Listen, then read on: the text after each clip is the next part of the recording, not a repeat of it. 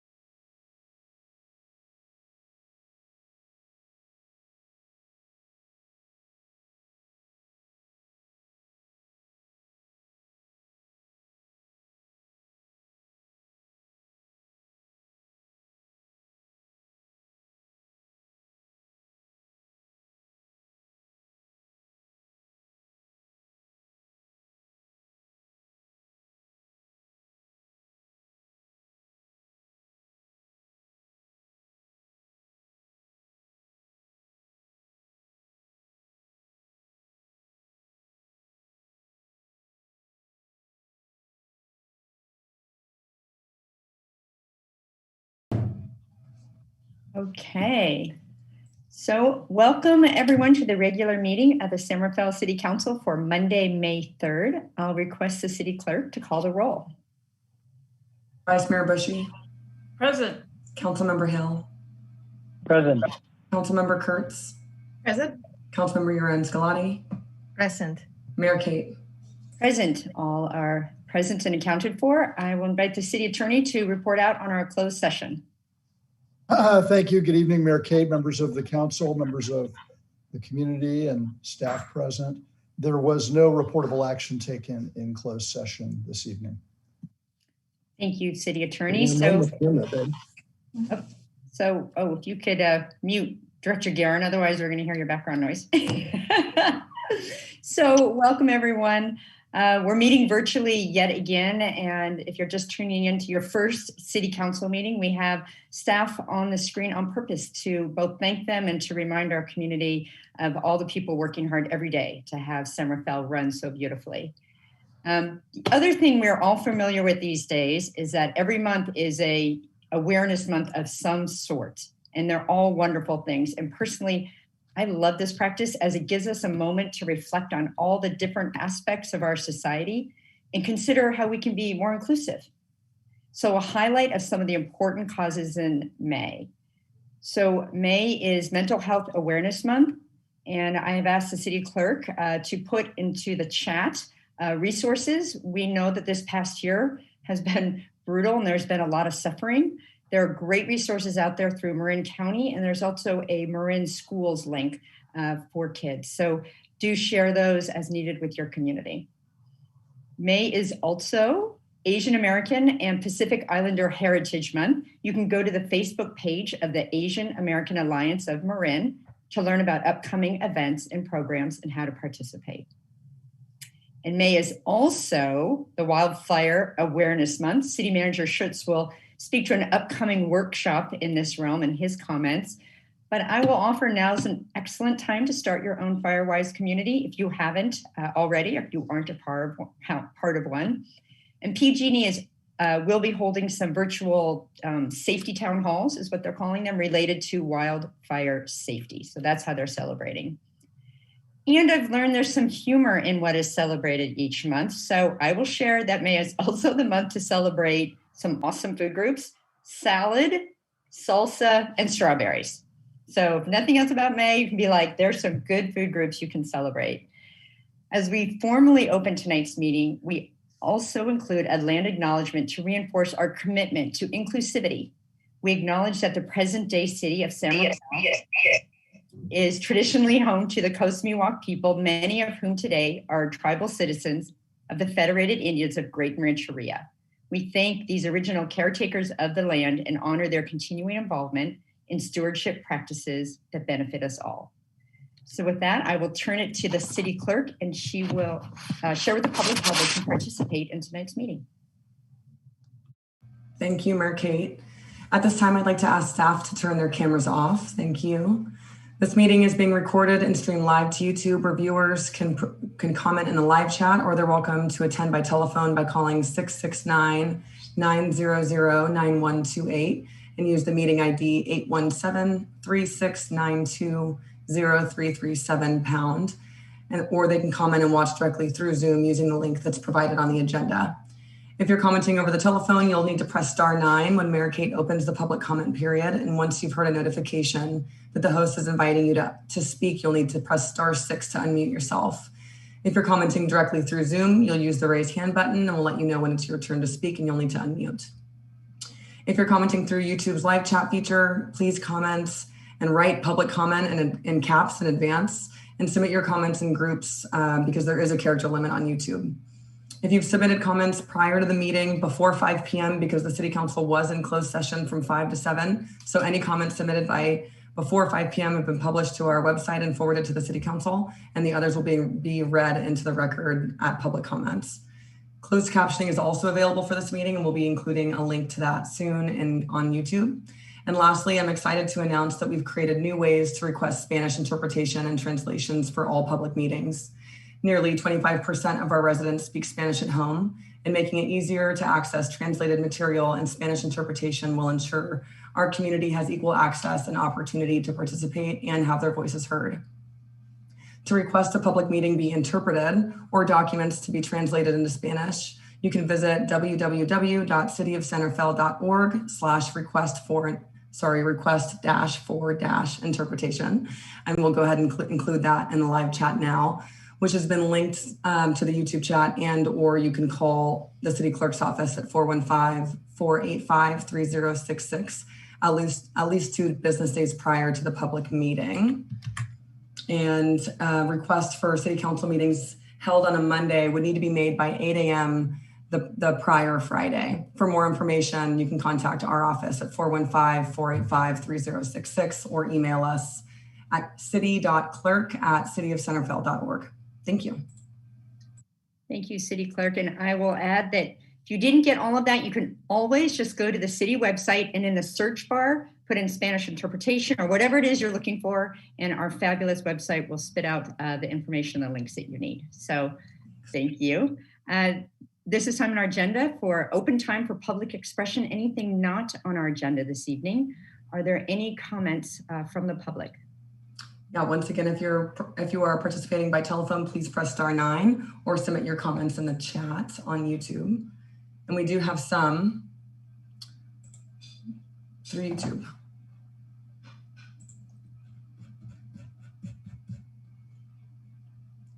My name is Wes Sichler, and I'm an employee of the City of Centerfell for 15 years and a proud member of SEIU Local 1021. Over the past 8 to 10 years, SEIU members have been taking furlough, pay cuts, and getting barely a 2% pay raise, all in good faith to help the city get through tough times. A lot of us have worked continuously through the pandemic and not from a comfy home office. We are losing good employees to other cities who pay and treat their employees better than Centerfell. When is the City Council going to step up and help their employees and make things right and appreciate all the services we provide for this community? Dear City Council, I would like to thank you to the City Clerk for reading these comments on my behalf. My name is Tiffany Haley. I'm an employee of the City of Centerfell and a member of SEIU Local 1021. This past year, SEIU members were mandated a forced furlough of 5% by the City Council. Many city staff can't afford to live in Marin. SEIU members have continued to show up on site for work during pandemic, while other levels of city employees continue to work remotely.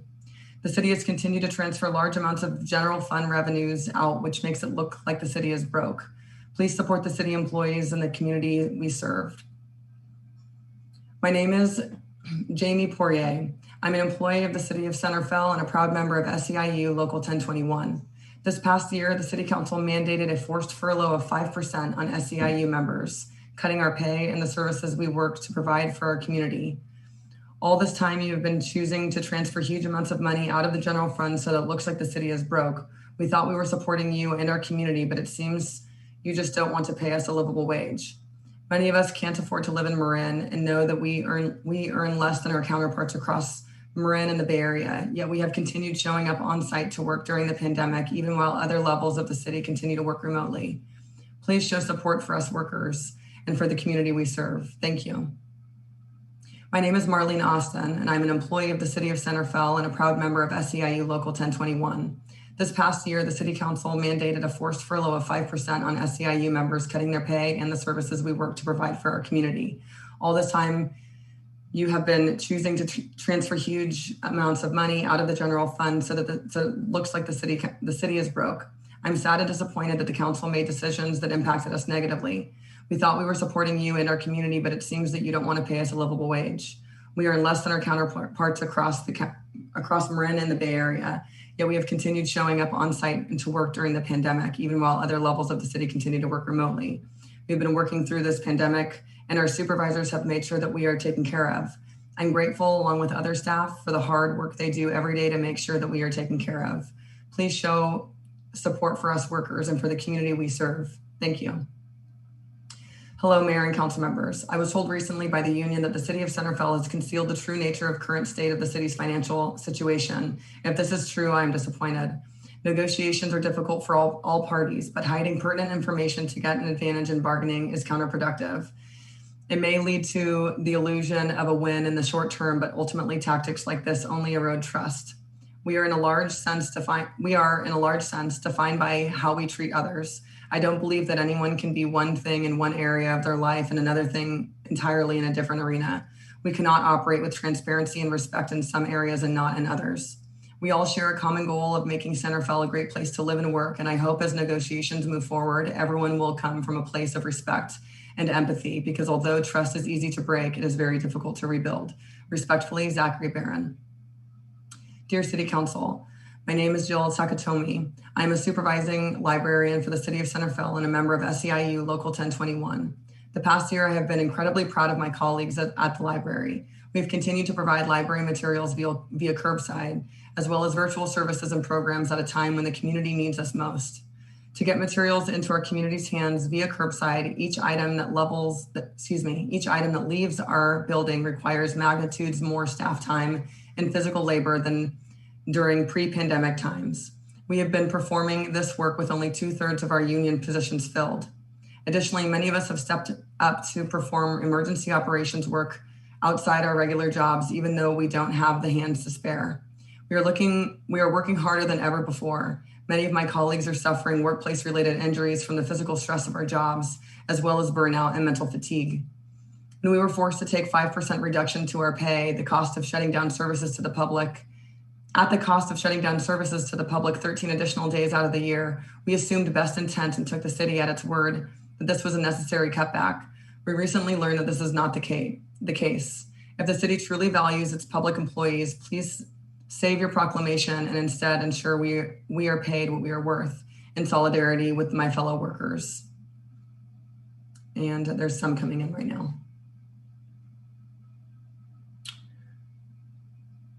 Hi, Mayor Kate, City Council members, and Lindsay. My name is Joan Peck. I have worked for the city for over 25 years. I really love this town. I get to live here in Centerville, but only because we have two incomes: sell stuff on Craigslist, rent a room in our house, and don't go on vacations, even when there is no pandemic. I was under the impression that the pandemic was wreaking havoc on city finances. I've recently learned that the financial situation is not as dire as projected.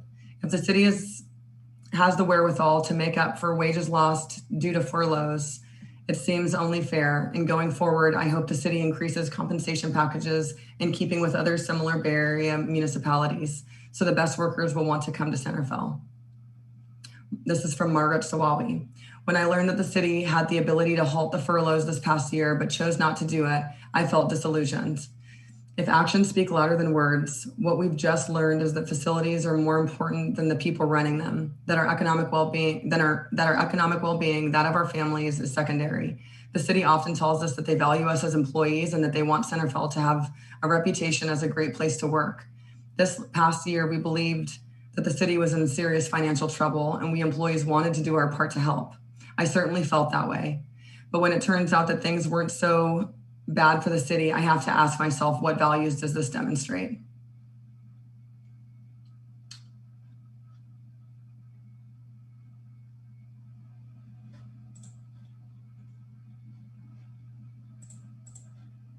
Sorry, one moment, I'm just confirming there are no more public comments.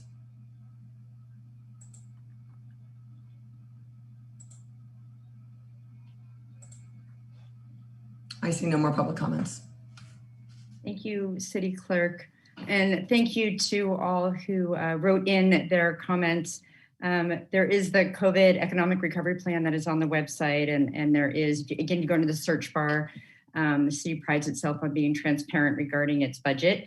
And as we all know, we're in labor negotiations right now, so I won't comment further on that. But I am hopeful if there's not information, if the information you seek is not on the website, let's get that up there because we are committed to transparency for everybody, everyone in our community and our employees. So thank you for taking the time to share your concerns and comments. Next on the agenda is the City Manager's Report. I will turn it over to City Manager Schutz. Thank you, Mayor Kate and Council. Tonight I have a few updates and announcements, and I'm going to start with a COVID-19 update. We remain in the Tier 3 orange tier and met the criteria for the yellow tier for one of the 2 required weeks. Tomorrow we'll find out if we've met it for 2 weeks in a row. Our rate, the posted rate on the county's website right now is currently 1.5 of the adjusted cases per day per 100,000 residents. It has to be less than 2 for a 2-week period to get into the yellow tier. So we pretty much sit in the same position as we did at the last city council meeting. It is possible that it'll be announced tomorrow that Marin will move into the yellow tier, but it may not. And I'm going to try to be less optimistic in this meeting because I was pretty optimistic in the last meeting and that may have jinxed it. We just missed the threshold just by a little bit, and then we're required to stay in the orange tier for those additional 2 weeks. So our data again seems right at the cusp, so we won't actually know until tomorrow when it's announced. So either it will be announced tomorrow that we'll move into the yellow tier on Wednesday, or we'll have at least 2 more weeks in the orange tier. So we'll find that out soon. The yellow tier is not a enormous change. It allows businesses to increase capacity somewhat, such as gyms going from 25 to 50% capacity. Some changes for social gatherings, allowing them to be a little bit larger. But then overall, capacity limits are expected to be dropped on June 15th, according to the state, when California will fully reopen its economy and move away from the blueprint tier system. So there's not a lot of time between now and when that's planned.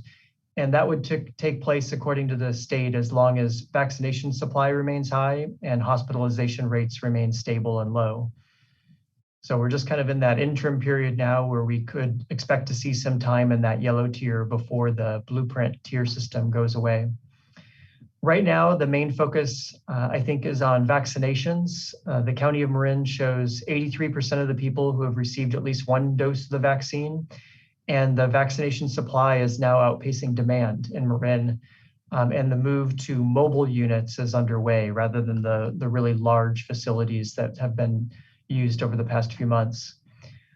City of San Rafael staff has been trying to turn on a dime and quickly help facilities and help facilitate any new mobile vaccination pop-up site that we can, as we're trying to encourage everyone to be vaccinated, and we want to make it as easy as possible for our residents. So just a couple of quick examples from last week. There was a planned site near the Canal Alliance that was going to be in a nearby private parking lot, but that site was no longer available, and the Canal Alliance requested closing Alto Street to set up a mobile vaccination clinic there on Saturday from 6:30 a.m. to 3 p.m. And then 2 more Saturdays in May, 2 in June and 2 in July. Closing a street typically requires city council approval, but we had only a couple days to make a decision. So we authorized the use for this past Saturday due to the emergency public health need. And it was held on Alto and was successful on Alto this Saturday. The next requested Saturday for that site is May 22nd. So we will have time at our next city council meeting on May 17th to bring that for you so that the city council can consider ratifying or approving the use of that street for the other 6 dates. So we will bring that back to you before that's finalized. Also, another example, on this past Friday afternoon at 1 p.m., city staff was contacted by one of the county's senior public health nurses, Lindsay Termini, who requested using an on-street parking area near Home Depot for a mobile vaccination site that was to occur today. And in a matter of a couple hours, staff worked with the adjacent property owner, Stephanie Plant, and found a safer spot that was actually a better spot on the private property adjacent to that site in their parking lot. And I did hear a report at the end of the day today that that site was able to use all of their allotted vaccination doses. So they considered it to be a very successful day. And we just wanted to thank Stephanie Plant for making that space available, and for city staff and Stephanie, everyone just jumping in and making sure that these pop-up sites can happen quickly and easily so that people can find them. There are quite a few of them. It's not just those 2 that happened on Saturday and today. There was another site today at St. Vincent's on B Street, on Wednesday at San Pedro Elementary, Thursday at Northgate Mall and at Ritter Center, and Friday at Venetia Valley. So I've just wanted to state that those are just a few examples. Those are the pop-up sites with a San Rafael address, but there's many more that can be found at the county's vaccine sites webpage. And that also includes pharmacies and other locations. So I'll ask the city clerk to put that link in the chat. It's the county's coronavirus page /vaccine/sign up. A few other quick things regarding the drought and water conservation. As the council knows, we had Marin Municipal Water District representatives, Monty Schmidt and Carrie Pollard, speak to the council about the current drought and water conservation at your meeting in March 15th. And staff has subsequently been working on a water conservation webpage and specific actions we can be doing to conserve water. We'll put that in the chat as well, cityofsanrafael.org/water-conservation. That page contains Mayor Kate's Water Conservation Challenge that we talked about last time, where you can learn tips to conserve water and add your name to a water conservation pledge. And the webpage also has MMWD rebates and resources and information about what's allowed under their new rules. Also, how to check for and fix toilet leaks and a list of things the city is doing to conserve water and other things related to Municipal Water District and the current drought. And we're going to continue to update that page. There's quite a bit of information there now, but we'll be adding more to it, particularly to what the city is doing as we develop more actions on that site. And then just very briefly, 2 things that are coming up this week. The downtown farmers market returns this week. We've been having the dining under the lights, of course, but the market now joins it this Thursday from 5 to 8 p.m. And Mayor Kate is going to kick that off with a ribbon cutting at 4th and C near Tam Commons. So it's just so nice to be able to have the farmers market back in downtown, selling fresh fruits and vegetables, honey, wine, baked goods, flowers, and so much more. So we're looking forward to that and happening this week, along with Dining Under the Lights on Thursday and Friday. And then lastly, Mayor Kate mentioned preparation for wildfire. With this lack of rain that we're having, we can anticipate a tough wildfire season. And there's so much going on throughout Marin County and in San Rafael, trying to do everything we can around vegetation management and preparing for wildfire. This coming Thursday from 5 to 7:30 p.m., San Rafael's emergency manager, Quinn Gardner, is going to lead a virtual community workshop covering topics like wildfire science, defensible space, home hardening basics, community preparedness, personal preparedness, and evacuations. And I know those are all topics that are on people's minds right now. All of those workshops, including this one on Thursday, will include discussion and Q&A. And people can join on Facebook Live or via Zoom. The best way to find that is you could go on our website and just look for wildfire preparedness, but we'll also put that link in the chat as well. It's kind of a long link. So thank you for allowing me to provide those updates, and I'll turn it back over to you, Mayor Kate. Thank you, City Manager. I'm looking forward to a great farmers market kickoff on Thursday. We should have beautiful weather and people can stay and dine under the lights. So thank you. So for those watching, your council members are always busy in between meetings, and this is a portion of the meeting where we report out on meetings that we attended as an elected for City of San Rafael. So I will start with Vice Mayor Bushy. Thank you. The new library subcommittee had its 3rd meeting of the conceptual plan committee that's working on developing a joint library and community center plan for the B Street site. And this meeting, we were looking at different site designs and talking about materials for any conceptual building. And a really exciting suggestion was made that we try and use some local materials. And many of us forget that San Rafael has, not within its city limits, but adjacent to its city limits, a rock quarry. Out here in Peacock Gap, there's a large rock quarry where tons and tons of rock are quarried every year. And the thought was, could some of that be used in some of the facade of our new library, as well as, of course, the bricks from the McNear's Brickyard. So interesting thoughts about how we can incorporate some of our local materials into our new library proposal. Also consistent with wildfire preparation, the Point San Pedro Road Coalition hosted a French broom clearing party. I'm happy to say that retired Chief Gray was there, directing the packing of it all into its chipper, and as well as our AmeriCorps volunteers, where they're handing out the hammers for us to pull that weed out. And let me tell you, that stuff really has some roots. So it was a fun day of exercise and brush clearing. Thank you. Thank you, Vice Mayor. Councilmember Hill. Thank you, Mayor Kate. Two things to report. I did have an opportunity to have a preliminary meeting with Don Jepson, our ADA coordinator and chief building official for the city of San Rafael. We reviewed several topics and the role of the ADA Access Advisory Committee. I will not provide preview now. I want to meet with the committee and have them articulate. But I just wanted to articulate a reminder for each of us that our life journeys should be supported, and that consider that all residents hopefully have the opportunity to age in place, and that our ability to, among other things, hear, see, walk, and be able to turn doorknobs change over time. And it's in this context that we continue to commit to ADA compliance and to ensure that all residents can successfully navigate our community. The other thing I wanted to report out is the opening of a new business in downtown San Rafael, Marin-Sonoma. I attended a soft opening on April 27th.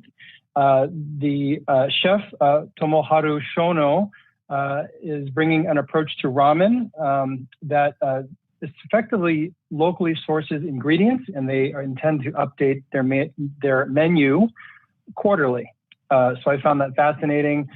In San Francisco, they've had this restaurant available for 5 years and is the only Michelin-rated ramen restaurant in the Bay Area. So we are very proud to have this new business join our community to enhance the vibrancy of our downtown, and that we continue to support our existing businesses as we emerge from the pandemic. And that's my report today. Thank you.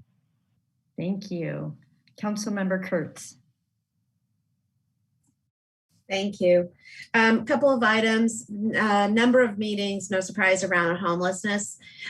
These days, with a lot of collaboration, thanks to Mayor Kate, Board of Supervisors of the county, and also Senator McGuire's office. So it's really a collaborative effort right now in terms of working on ideas and plans, short-term and long-term. So more to come on that one. the Marin Wildfire Prevention Authority. I want to make sure with City Manager Schutz, I believe Quinn's presentation is the 13th. I just want to make sure. So trying to do a lot of promotion around that. Is it the 13th? Because we have farmers market on the 6th. Let me just verify, and I'll put that in the chat. I think you're right though. Let me verify, and I'll correct that in the chat if I got that wrong. Okay, great. Thank you. I believe it's the 13th. The last board meeting, we reviewed the communication strategy. And so this is going to be a really important piece.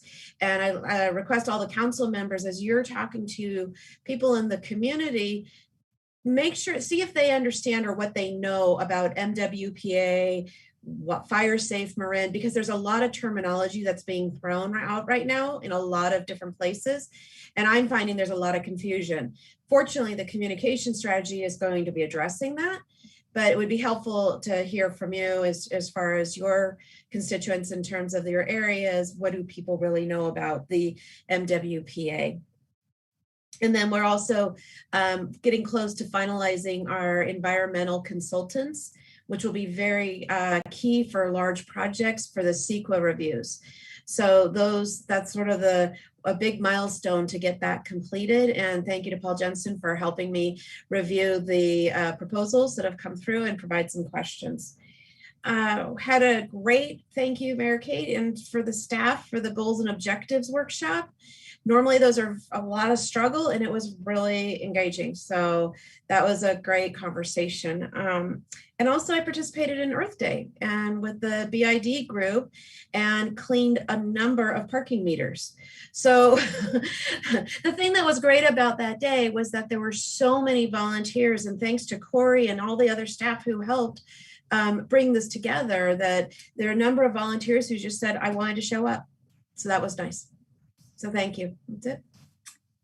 And Councilmember Kurtz, I'll just add quickly, you're absolutely correct. Thursday, May 13th, 5 to 7:30 p.m. Great. Thank you. Thanks for bringing that up. Thank you. Thank you. Appreciate that. Councilmember Yorenz Gulati. Yeah, good evening, everybody. A few of the meetings that I attended the MCCMC, which is Marin County Council of Mayors and Council Members, and that was around the climate change. And there was a survey between all the different cities just to learn about what are our interests and what are the objectives of these meetings that we have every month. So the conclusion was to learn about climate change, collaborate on county-wide initiatives, and troubleshoot barriers to action. So I really look forward to continue those conversations and really have some collaborative, effective measures for the climate change here in Marin County and specifically in San Rafael. Also attended the MCCMC Economic Recovery Committee, and I'm going to let Mayor Kay to update you on that, since he has a very special initiative that I really look forward to. One of the speakers from the MCCMC was Senator McGuire, and I was really excited to hear him saying that the state is looking into extending the rental assistance deadline, because I think it's something that we desperately need in order to distribute all the funds. It does take time, so I'm hopeful for that. I also attended the Marine Promise Council meeting, and they are really focusing on equity around race in the county. So we had shared conversations to increase our collective anti-racism effectiveness and focus into action. So I really look forward to some of that action as well. And finally, I attended the Earth Day as well on April 24th in the Canal. And it was just a beautiful day with so many volunteers from different neighborhoods. And at the same time, there was a partnership between Marine Community Clinics and Canal Alliance around the mobile vaccine.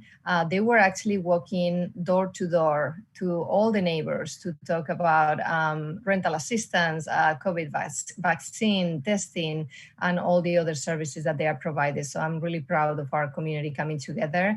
And as Councilmember Kurtz said, huge thanks to Corey. It was so well organized, and it was really, the community was, so vibrant that day. So I really look forward to continue maybe doing this once a quarter. So thank you so much. Thank you so much. So I'll just build on a couple of the shared meetings that I got to attend with some of you. So as Councilmember Micah just said, the MCCMC Economic Recovery, we have a symposium going on tomorrow morning from 9 to 11. What we found from talking to all the jurisdictions is that the cities are really interested in how do we continue to build on that social space downtown. Parklets is a piece of that, but really broadening it. So that symposium is open to everyone. And I realize I can give the city clerk the information and people can sign up to register and attend that. In addition, as Councilmember Kurtz mentioned, we did meet with Senator McGuire, Caltrans, and the county to continue to address the encampments under our viaduct. As we all know, Caltrans is it's their jurisdiction there, so the city cannot work unilaterally. So we're hopeful to have some solutions coming on board. No one should be living underneath a freeway, so continuing to work with those partners. As part of that, I took a field trip along with county staff as well as community-based organizations up to Los Guilicos Pallets field trip. I wrote field trip. It's a homeless camp, and they're made out of these pallets that are pretty small, but they put them up within 10 days. And so it was amazing. And it was in response to some encampments that they had up in Sonoma. I was heartened county staff and supervisors were there too, is trying to figure out, is this a solution or something that can be added to Marin County's continuum of care and what we have for our safety net. So those conversations will be ongoing, and I'm hopeful that will be something that we can add. And then the transit rundown, I attended TAM and the Bettini Center presentation that we heard, I got to hear it again. So I heard that. We also discussed the Marin-Sonoma bike share, which is on our own agenda for this evening, later tonight. I also attended Marin Transit, where I got to hear the Bettini Center presentation again. So that was this morning. In addition, we looked at our draft budget. And one thing I wanted to share, we always do get updates from the city manager there, or from the manager of Marin Transit. And there's a grant called Safe and Seamless Mobility Quick Strike Grants. And Marin County will be getting $1.2 million for bus stops. A majority, most of those actually are going to San Rafael, and it's outlined which stops, and that's really important. We know that people, when they're waiting for a bus, they want to feel safe, they want to feel comfortable, so we are delighted that's moving forward. It's been approved by TAM, by MTC, the Metropolitan Transportation Commission, and we're hoping for final approval of that in June, which I will let you know. And then finally, SMART, there was big news in our last meeting. The Director General Manager, Farhad Mansourian, announced that he will retire when his contract is up the end of August. So the board will start a search for his replacement. And in addition, we looked at CIP projects that SMART oversees. And the one that's relevant to San Rafael is our MCBC, so the Marin County Bike Coalition, as well as our Bike and Ped group, really felt strongly that we should have a feasibility study for the Portezuelo Hill. So as you're headed up towards Terra Linda, and the grade there, which is the bike path that SMART designates, is not as accessible if you're not a strong cyclist. So I'm delighted that the SMART board agreed to fund with other agencies. So San Rafael, you'll see that in our CIP. That's the Portezuelo. There's a placeholder of, I think it's 25,000. So several agencies are going to chip in and do a feasibility study. This is something that the biking community has asked for years. So I'm delighted that we'll actually get some data and information on that. So that was the SMART meeting. So thank you for all that you do. Sometimes people think it's just a Monday night Zoom, but now they know that there's a lot more going on outside of this Zoom screen. So thank you so much. We will now move to the consent calendar. Are there any items that the council would like to hold from the calendar for comment? Okay, not seeing any. I will open the public comment and receive vote. Thank you. If you are participating by telephone, please press *9 if you wish to provide public comment on any item on the consent calendar. Or if you could go ahead and submit your comments through YouTube now, that would be great. And I'm going to give everyone about 15 seconds.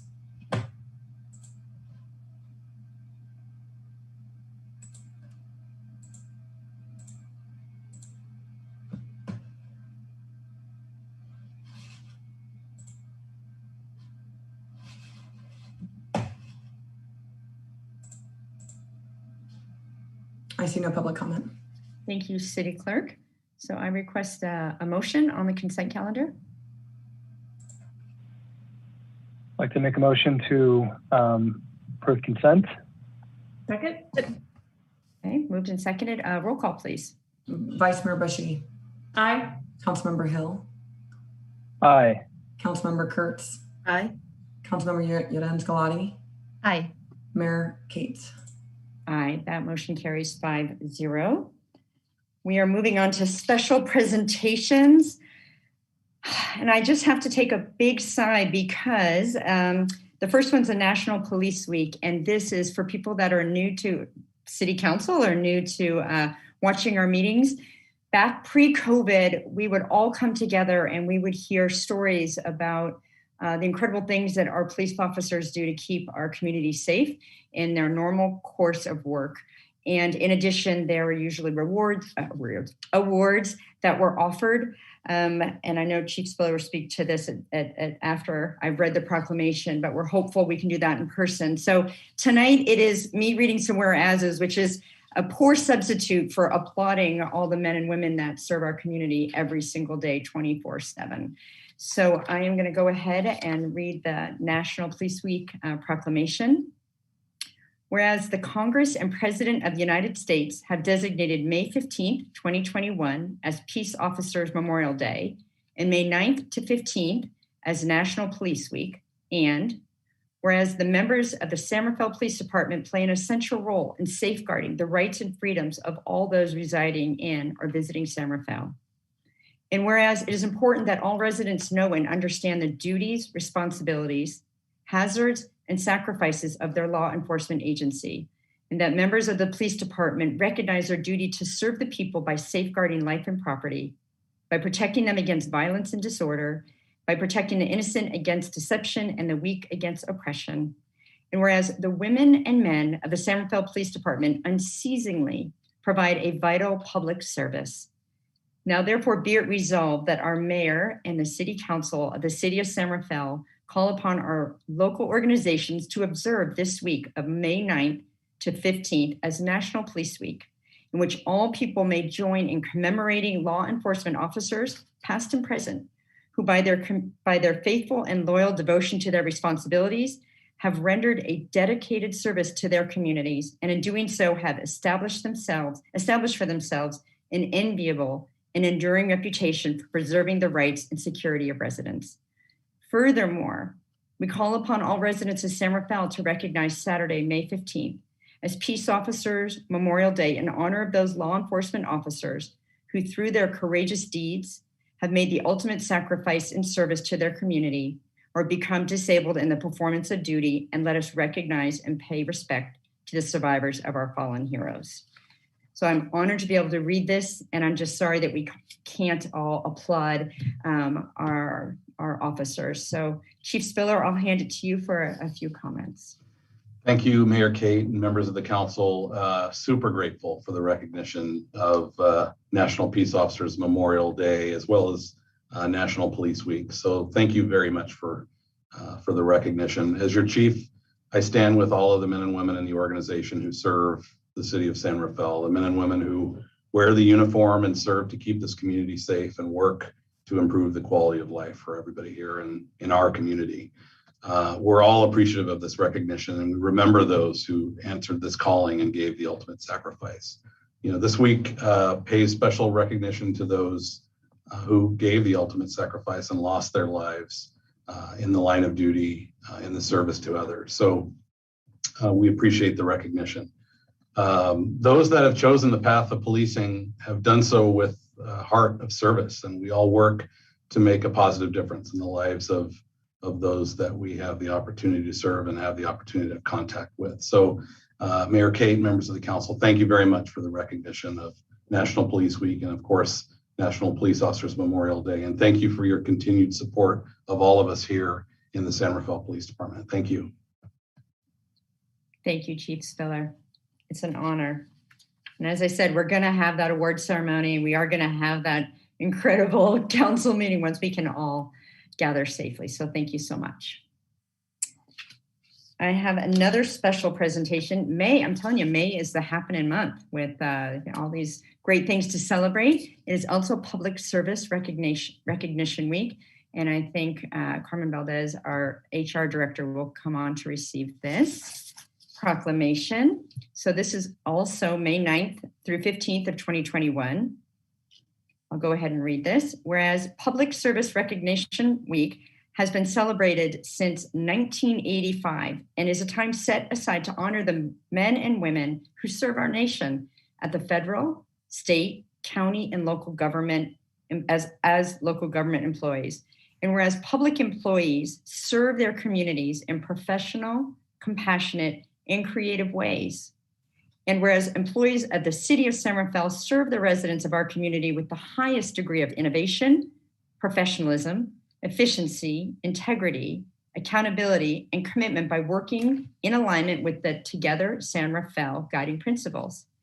And whereas employees of the city of San Rafael work to maintain and improve the city's infrastructure, ensure the physical safety of San Rafael residents, preserve and enhance the health of all residents, conserve and promote the natural beauty of San Rafael's environment, provide recreation, childcare, and library programs, and support the diversity of the city.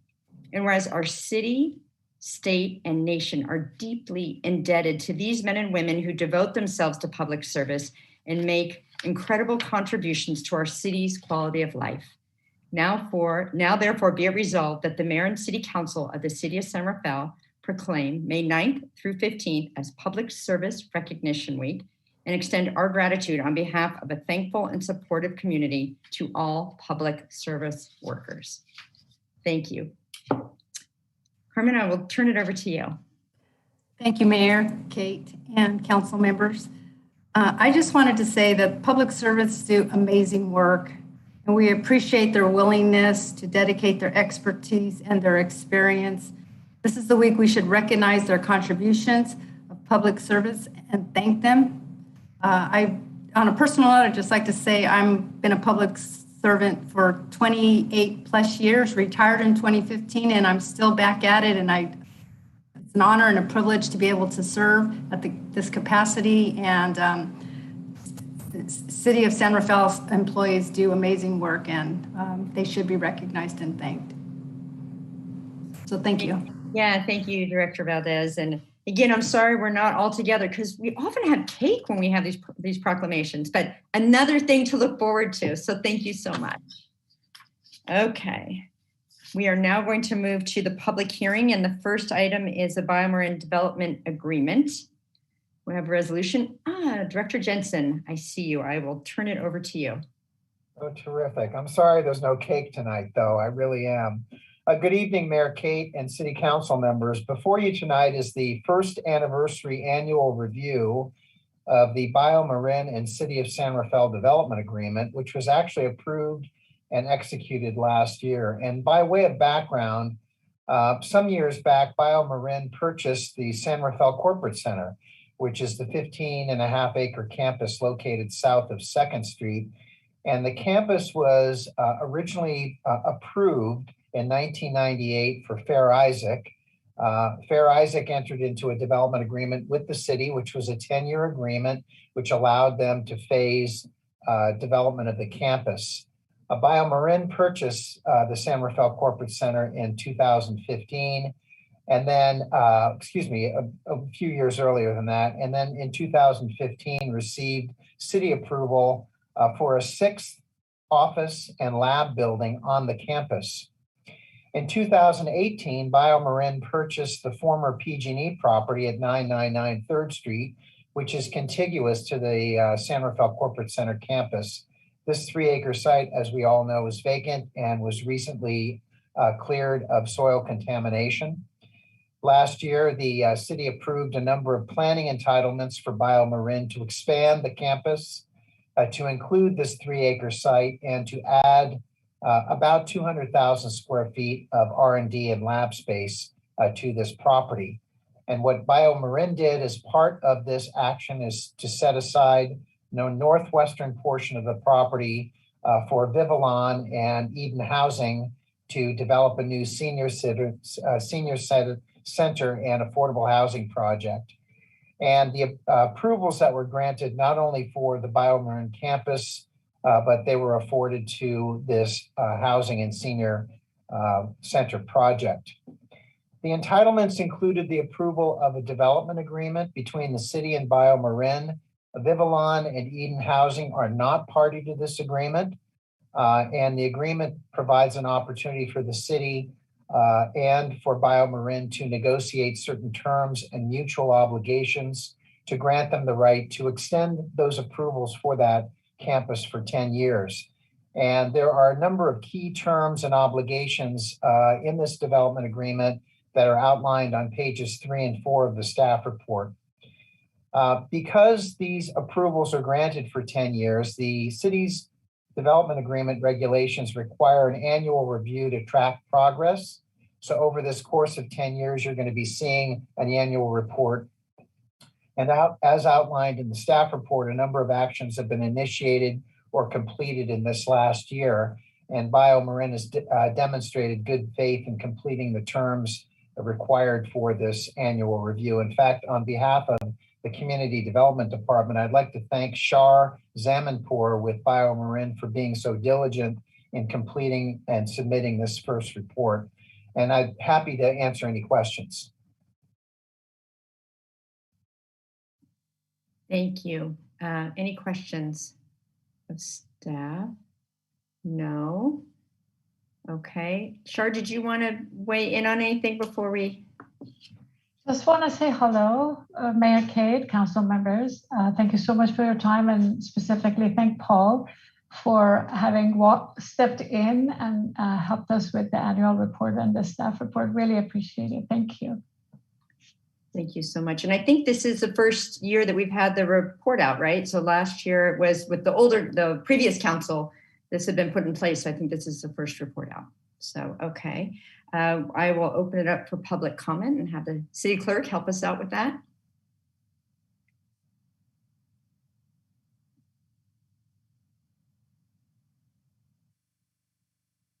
City clerk.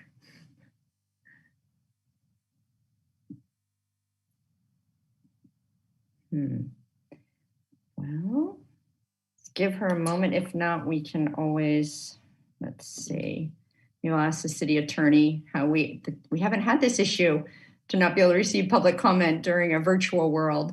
And I want to make sure that people can weigh in. So I would like to have a moment to try to contact the city clerk. It's, as you say, Mayor Kate, very unusual for her not to be up. Here she comes. Sorry, childcare issue momentarily. Please forgive me. No worries. We're glad to see you. So we were calling for public comment on the BioMarin agenda item. Thank you so much. Yeah, if you're participating by telephone, please press *9 if you'd like to provide public comments. And if you're on YouTube, please go ahead and submit your comments in the live chat and I'll read those out loud into the record. And we'll give everyone about 15 seconds.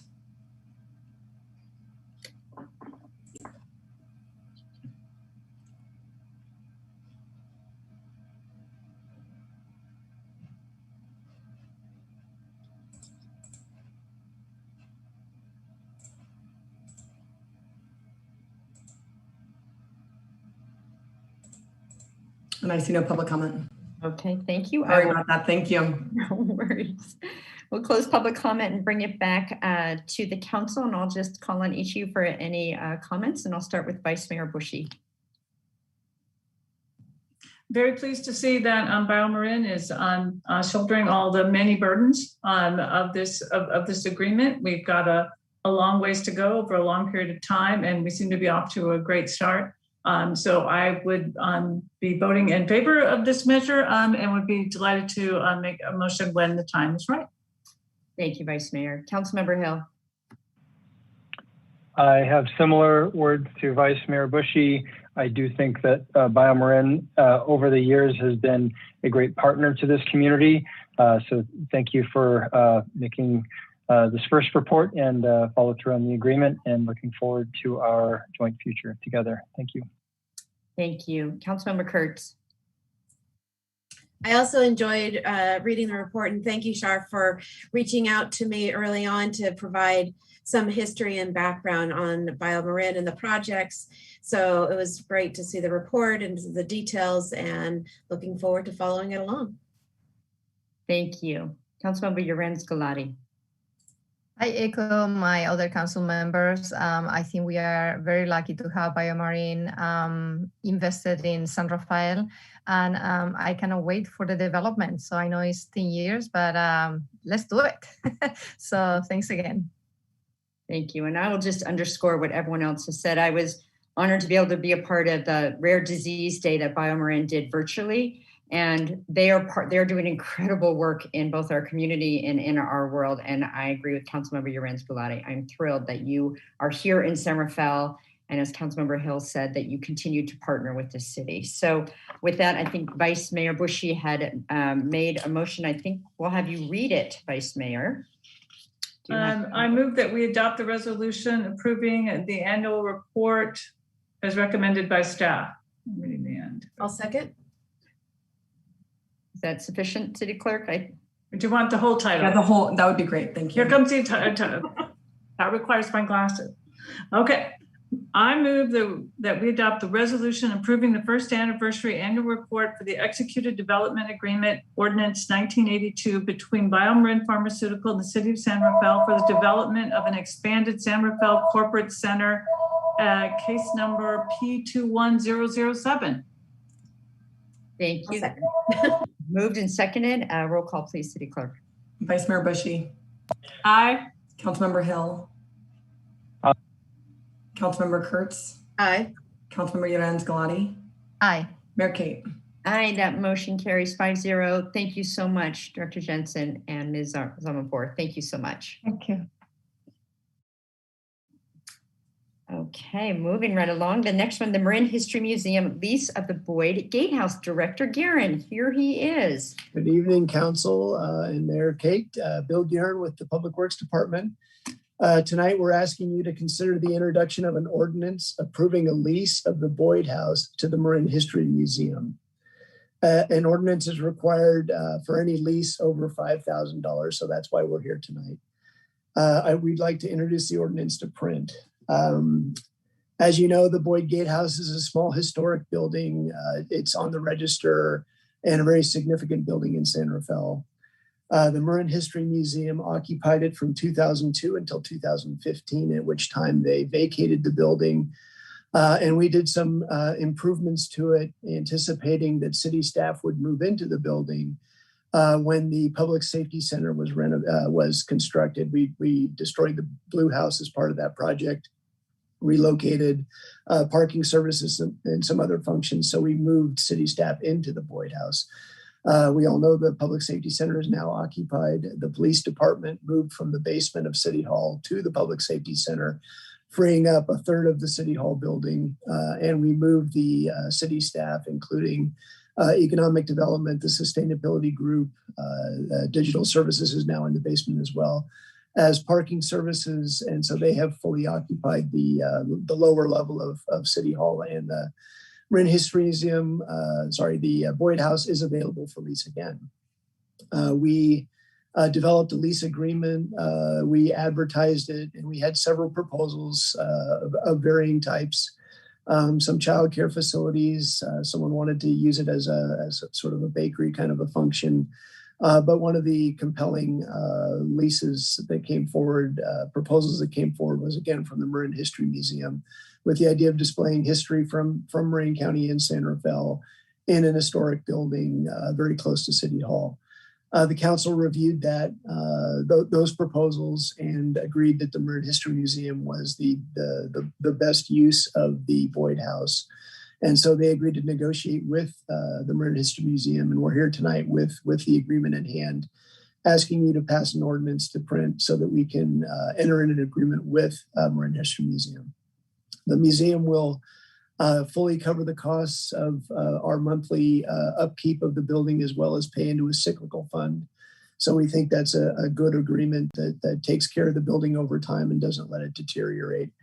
We have a 3-year agreement with them with 2 one-year extensions. They have financial backing for their proposal, and they're looking forward to getting into the building. So what we'd like you to do tonight is consider, again, bringing this ordinance to print so we can sign an agreement with the Marin History Museum. So that's what we're here for tonight, and I'd be happy to entertain any questions. Thank you, Director Guerin. Okay, any questions from the council? And if I recall, I think, again, this is one of the items that was talked about at the previous council, so it kind of straddled 2 different councils. So feel free to ask. Actually, I'll just add, it was discussed by the previous council as well as the Economic Development Subcommittee at that time. And the chamber actually had a really interesting take, and that is with the emergence of the new hotel, that there's a nice symbiotic relationship that would go with, you can go to the museum and you'll have a nice new place to stay. So that was something that was very important to the previous council. So I guess that's more of a comment than a question, but helping to put context. So I will ask the city clerk if there's public comment on this item. If you're participating through Zoom, use the raise hand feature. If you're calling in, please press *9 if you'd like to provide public comment. Or if you're on YouTube, please go ahead and submit your comments into the live chat. And we'll give everyone 15 seconds to do so.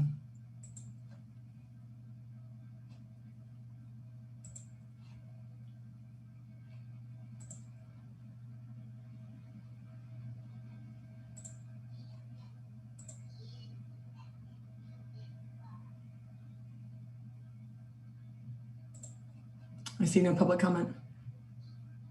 Thank you. I'll bring it back to the council for comments. I'll start with you, Vice Mayor Bushy. I think this is a very exciting and incredibly appropriate use of the Boyd House, and I would be happy to move that we pass the ordinance out to print when it's the correct time. Thank you. Councilmember Hill. Yes, thank you, Mayor Kate, and thank you, Director Guerin, for the readout. Yes, I agree. It is a beautiful landscape building, and looking forward to having the museum return to the same premises. And when it comes open, hopefully we can all be there in person. Thank you. Thank you. Councilmember Marin-Sonoma.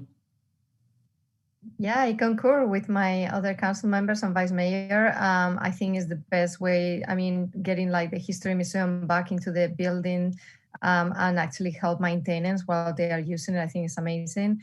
And I really always enjoy see the history of our city. It's always fascinating, and really encouraged to look at the entire history, even maybe the one that we want to start looking into that maybe is not reflected there. So absolutely, thank you. Thank you. Councilmember Kurtz. Echo everyone's comments. It's going to be nice to welcome them back home. So thank you. Thank you. And I'll just finish by saying a big shout out to former Mayor Al Burrow and Mayor Gary Phillips. They both had worked on this, and I think originally brought it, the History Museum to that building. So it is nice to have it come home, and appreciate all the work that they have done to lay this foundation and to have this in front of us. So Vice Mayor, if you have your glasses on, I think you're making a motion. Glasses at the ready. I move that we introduce an ordinance approving a lease of real property at 1125 D Street, Boyd Gatehouse, to the Marin History Museum. And I'll second that. And can we add to pass it to print? It doesn't say that. But yes, that we pass to print this ordinance. Thank you. And I'll second it again. Okay. Moved and seconded. Roll call, please. Vice Mayor Bushy. Yes, and I stand corrected. It does say that the next sentence down. I read the highlighted part. So yes, on all respects. Councilmember Hill. Aye. Councilmember Kurtz. Aye. Councilmember Marin-Sonoma. Aye. Mayor Kate. Aye. That passes 5-0. Thank you, City Clerk. Thank you, Director Guerin. Thank you. And I don't think you're leaving yet, Director Guerin. The next agenda item is, okay, no, he is leaving. Okay, you guys are bouncing around. You're here, you're gone. Hi, Ms. Miller. So the next item is Measure A Work Plan and Preliminary Capital Improvement Program. Actually thought he was going to introduce me, but that's okay. So I'm April Miller. I'm going to introduce you. Okay. I'm Bill Guerin again. We are presenting the CIP and Measure A. April Miller, our senior civil engineer in Public Works, is going to present the information on the capital improvement program. I believe Susan Andrade-Wax is going to participate as well in the Measure A part of the presentation, but we have a quite ambitious capital improvement program. We're looking forward to presenting it tonight to all of you so you can see what we're up to. With that, I'll introduce April. Hi. Thank you, Mayor Kate and council members, for having me tonight. I'm going to try to share my screen.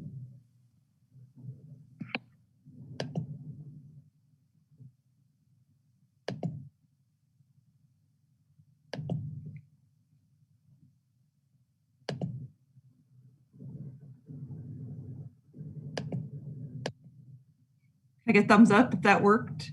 It does work. Okay. Yes. Okay. Yeah. Thanks. I have two presentations tonight, so I want to make sure the right one was up. So thank you for having me tonight. So as Bill mentioned, I'm going to go over the capital improvement program and then the Measure A work plan.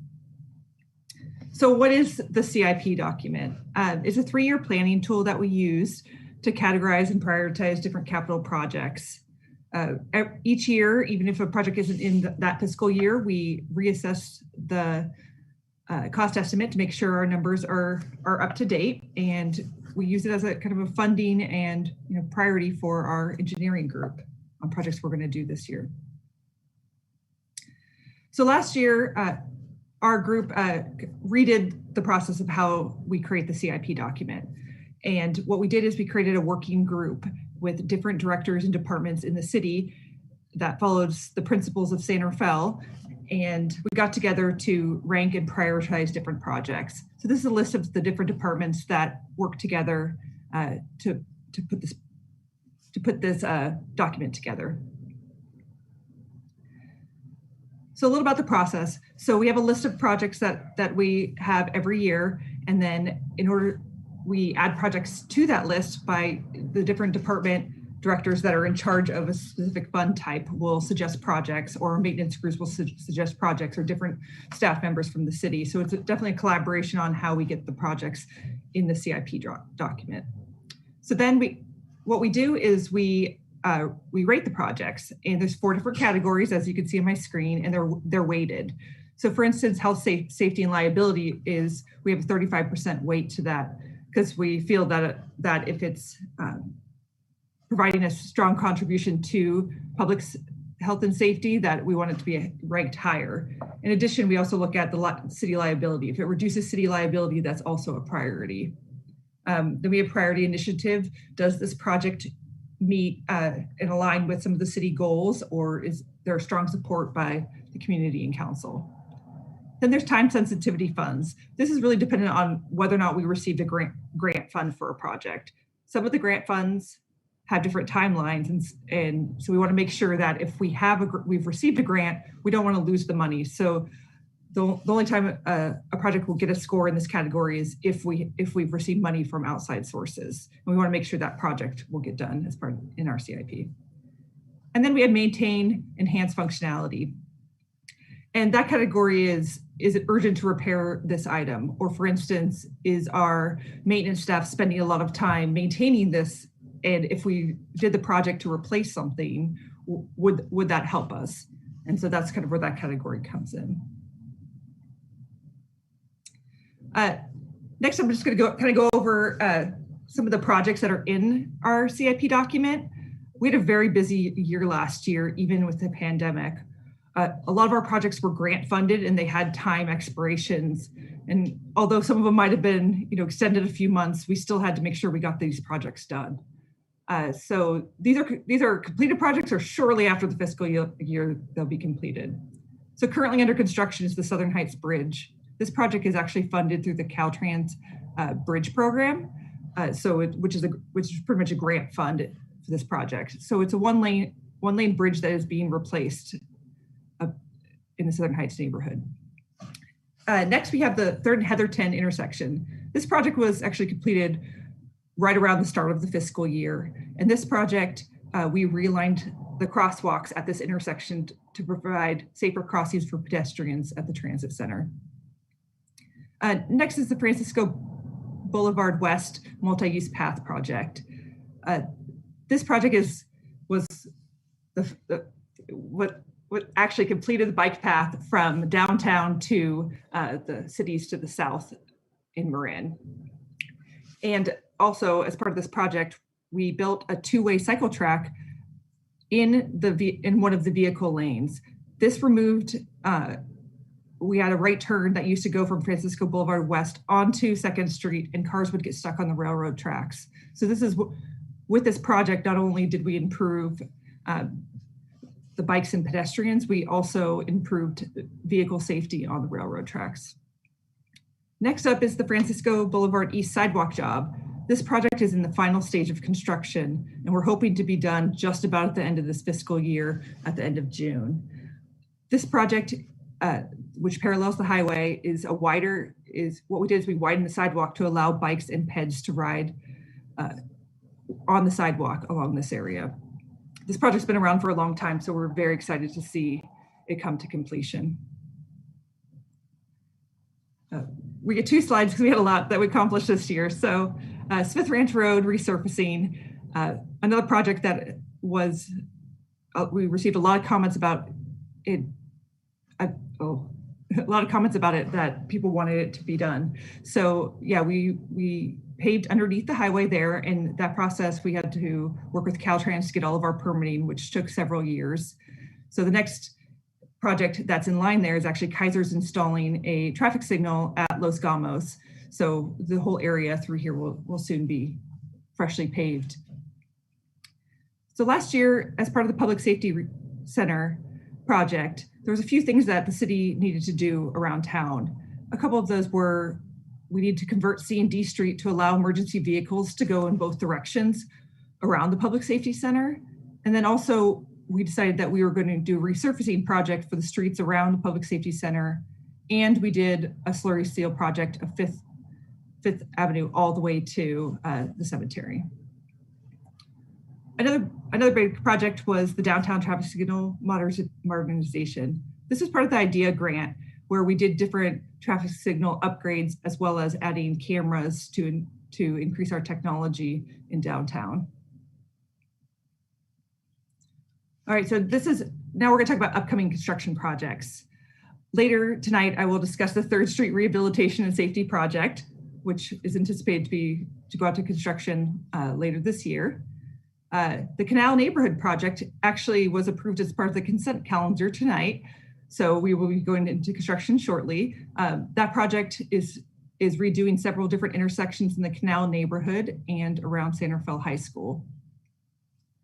Currently out to bid is the fire stations 54 and 55, and we anticipate going into construction those depending on what bids we receive later this month. The next project is Albert Park improvements. Although it's not out to bid yet, this park we're actually using Fund 603 and Measure A funds for this. And what we're doing is we're replacing the fencing around the baseball fields. We are adding an accessible restroom and doing an accessible ramp. Next up is anticipated construction a little bit later in the fiscal year. The first project there is Bungalow and Woodland Avenue. This project, it was Bungalow Avenue before. We decided to combine it with Woodland Avenue because SRSD is doing a project where they're going to replace their sewer line along Woodland Avenue. So to help us with the economy of scale, we've combined the two projects and we're going to resurface the part of Woodland Avenue after they're done with their mainline replacement. Schoen Park we'll be converting parallel parking to angled parking through there so that we are able to significantly increase the amount of parking that is over by Pickleweed Park. Next up is the East Francisco resurfacing project. Our grant funding that we received for the Francisco East sidewalk job was just for the sidewalk. So the city is going to use its funds as paving funds to resurface that road later this summer. All right, I'm just gonna go over a few jobs this fiscal year that we're planning on designing. One of them is the Center Street resurfacing from J to H Street. And then we have, as part of Measure A, we're gonna do a Park and Rec master plan so we can get an idea of the community's priorities on the different parks. So when we receive future funding, we will know where to allocate that funding. Also the Grand Avenue cycle track. Currently the Francisco Boulevard East goes into the Grand Avenue Bridge project that we completed. And now to finish the bike connection between the Grand Avenue Bridge and 4th Street, which is one of our designated bike routes, we're looking at doing a 2-way cycle track along Grand Avenue to complete that connection. So we're gonna look at the design of that. And last on this side is the Sun Valley Park. This project, it will be replacing the playground equipment as well as accessibility upgrades around the play equipment. All right, so the other item we're going to talk about tonight is the Measure A parks portion. And so it's a countywide 9-year quarter-cent sales tax, which is actually going to sunset next year on March 31st. But they're expecting it to be on the ballot for the community to vote on. And so as part of the 2021-22 work plan, some of the projects I've already gone over earlier tonight, but it's the Park and Rec master plan. We're going to do the improvements at Sun Valley, the Albert Park fencing portion of the Albert Park project, as well as we're going to do a citywide trail master plan. And then there's some room dividers that need to be replaced. So after all of that information, I am here to accept any questions and comments. Thank you, Ms. Miller. And I remember when we used to print this thing out and it was like this thick. So there's, you definitely hit the high points on that. So questions of either director? Yes, Vice Mayor Bushy. Thank you for the excellent, always detailed report on incredible analysis and prioritizing, and it's always so exciting to see all these pictures of the new projects and all the new things that we're going to do. However, I want to talk about something else. I want to talk about the line item in all of your tables that says unfunded projects shown below. What I'd like to get from both of you is an overall sense in the big picture of where we are in our capital improvement plans. Yes, we're doing all these great things, but is it enough? Is there a huge debt of deferred maintenance out there? Are there desired improvements that if we only had the money, we could and really should do? So I'd love to hear some comments on that general topic, and to give you something to shoot at. I know you're both engineers, and both of your professional organizations like to give grades to infrastructure. So if either of you feel like you're in a position to, it'd be really helpful to us, I think, to get your professional assessment using the school grading program of sort of where our capital infrastructure is in San Rafael. Well, I'm an architect, but I'll let the engineer talk about that. I'm just kidding. That's a very good question, council member. I think we have significant funding in our gas taxes. We have less funding in our facilities and our stormwater system. So our facilities are, we had the opportunity to upgrade 3 fire stations really, with 51, and the new public safety center project. Those funds will continue to fund the 2 other fire stations, we hope, and some work in City Hall. So that's a huge chunk of our facilities that have been upgraded recently, but we still have the community centers need work. There's a pump station, particularly St. Quentin Pump Station, which we continually try to get grant funding for, and unsuccessfully so far. And it's something that's a expensive project because it's in such bad condition. There's a lot of corrugated metal pipe in San Rafael that really does need to be replaced. We replace them as they sort of identify themselves by collapsing. Yes, exactly. And we continue to do that. But that's certainly something that if funds were to fall out of the heavens, we could definitely spend them. I think generally speaking, we're keeping up with our work, but again, in facilities in the storm system particularly, and I think Susan Andrade-Wacht would certainly say our parks need some help as well. There's tennis courts, there's other facilities in the parks themselves that really do need attention, and it's something that we have not been able to prioritize because of other needs of the city. So I think, again, we pursue grants very vigorously. I think in the CIP, there's a list of the grants that we have pursued and are continuing to pursue. And we've had some success there. We've gotten a lot of grant funding, in fact, and we continue to have success with those. But not everything is a grant target. We can, get grants for bike paths almost all the time. And those are very significant. And I think we're making huge improvements there. But again, there's some like facilities funds that don't lend themselves to grants, and areas where we really could use help. And so we just continue to look for other sources of funds. Got a grade for us? I'd give us a B-ish. Oh, okay, all right. That's we're not the worst off in Marin, certainly. And heck, we made the honor roll. When I was in school, that might have been true. I'm not sure you can do that anymore, though. Thank you. Thank you. Councilmember Lorenz Galati. Yeah, thank you so much for the presentation and the report. This is great. And it's great to see, especially as a new council member, just to see all the projects that you've been working on while I wasn't even here. So a couple of questions that I have.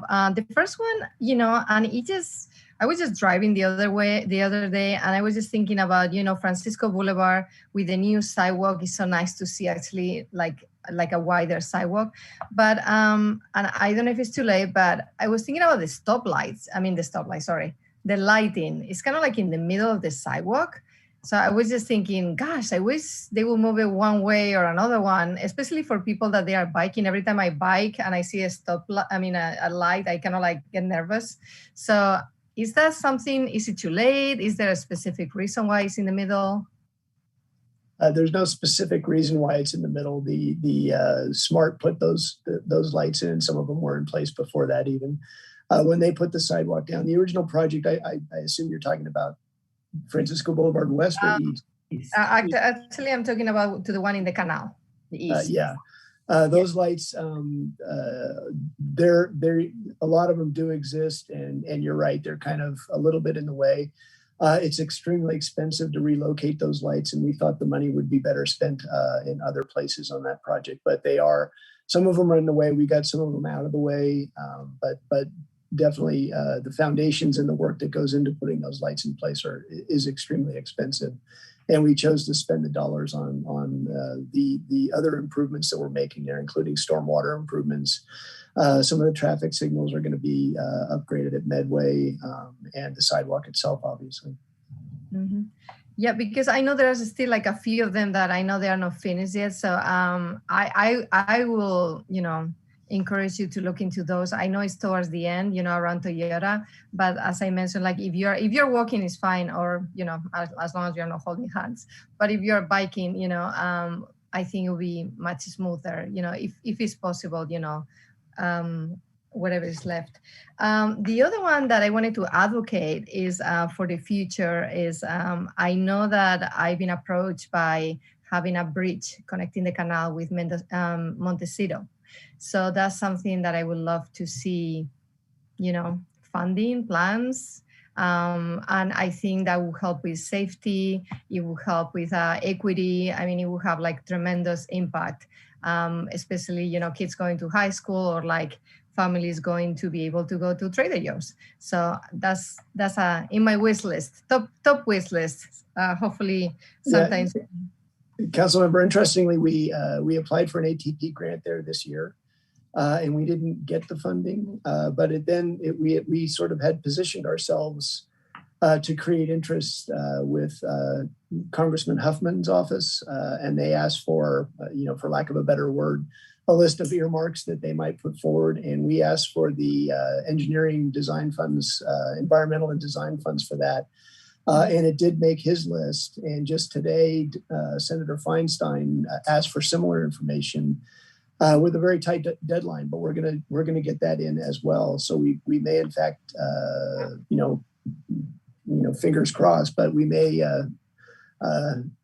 get the engineering funds for that, which would be terrific. It's a very ambitious project, crossing the canal with a bike bridge. But it's certainly doable, and it ticks a lot of boxes of typical grant-funded projects because it is serving an underserved neighborhood. It is, connecting to school. It is a non-motorized path. So there is interest in that project, and we are pursuing grant funds and any other source of funds, including this opportunity for earmarks with Congress to get that started. It's a multi-year project, obviously. It's the environmental challenge itself, by itself is huge, crossing the canal and, working with the regulatory agencies and the waterways and all those kinds of things. But we will continue to pursue that project. Well, that's super exciting. So thank you so much. And my last question was, and again, this happened before I came on board, the C&D street conversions. I'm hearing a lot from neighbors, with the traffic congestions, and I understand, I don't know, why it was done maybe for like emergency vehicles. So just trying to understand it to be better. And also, have we done a report? Now that is like 2 ways, have we done a report on how that's working versus the initial one-way streets. And specifically, I know there is like a very tricky point on B Street and Second with another big bottleneck. So I think we definitely want to make our city like pedestrian and bike, friendly city, but trying to, the traffic is becoming so horrible in San Rafael. So just trying to understand that. And I don't know if you have the answer today, or maybe it's something that comes back. Yeah, the C&D were converted in large part because of the Public Safety Center. We want the police vehicles exit on C Street. We want them to have access in both directions. You recall that C Street was heading towards City Hall from Second, and then D Street was heading downhill. And the fire trucks exit on D Street. So we wanted to be able to get them going in both directions for emergency response, and it just made sense to do that. We still have B Street hanging out there. We intend to convert B Street as part of the 3rd Street project. So that'll be the last of the one-way streets. It's funny that when we went to evaluate the conversion, the lights were still working in the wrong direction, because at one time those streets were two-way traffic and they were converted to one-way once upon a time. So the conversion was kind of easy.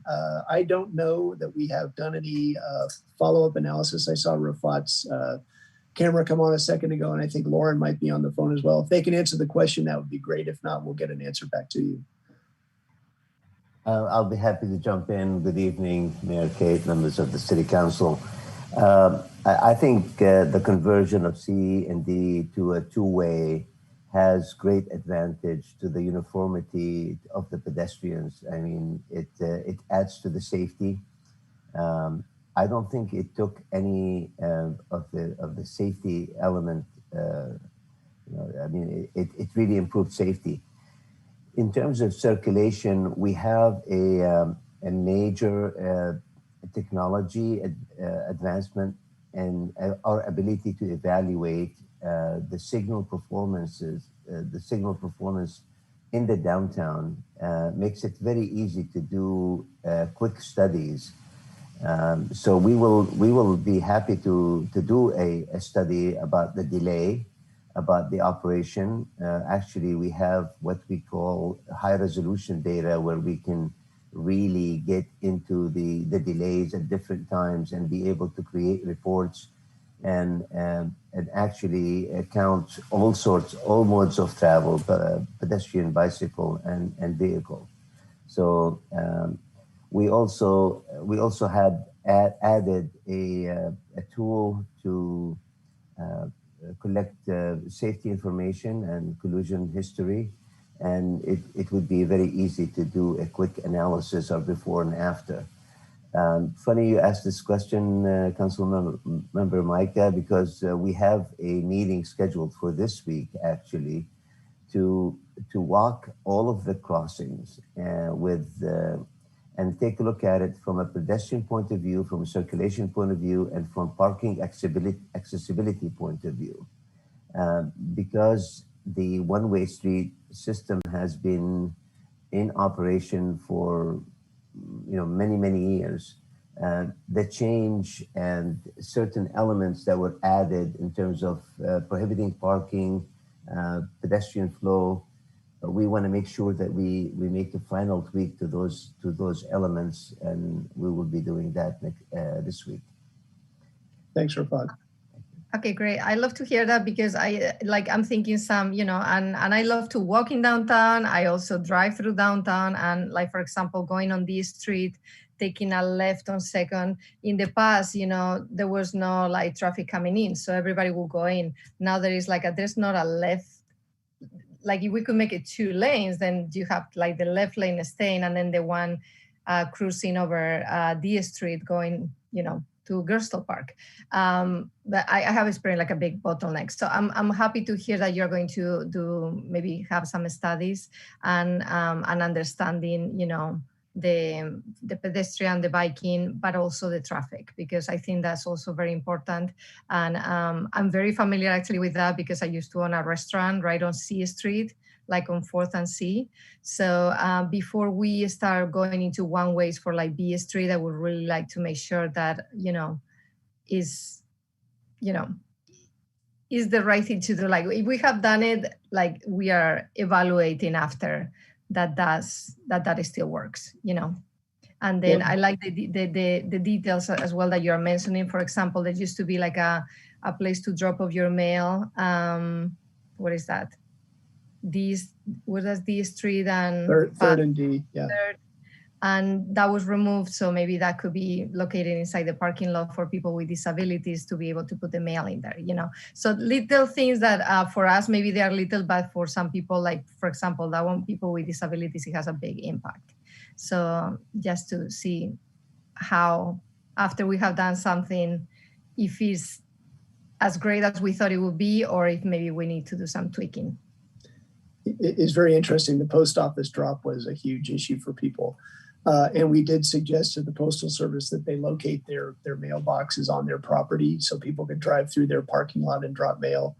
I think they're considering that, but they haven't put it in place yet. But that is a great suggestion. And I think the public should ask the Postal Service to accommodate that, because I think it would be very helpful for people to be able to just drop their mail right out their window rather than get out of the car and do what they have to do now to bring mail into the Postal Service offices there.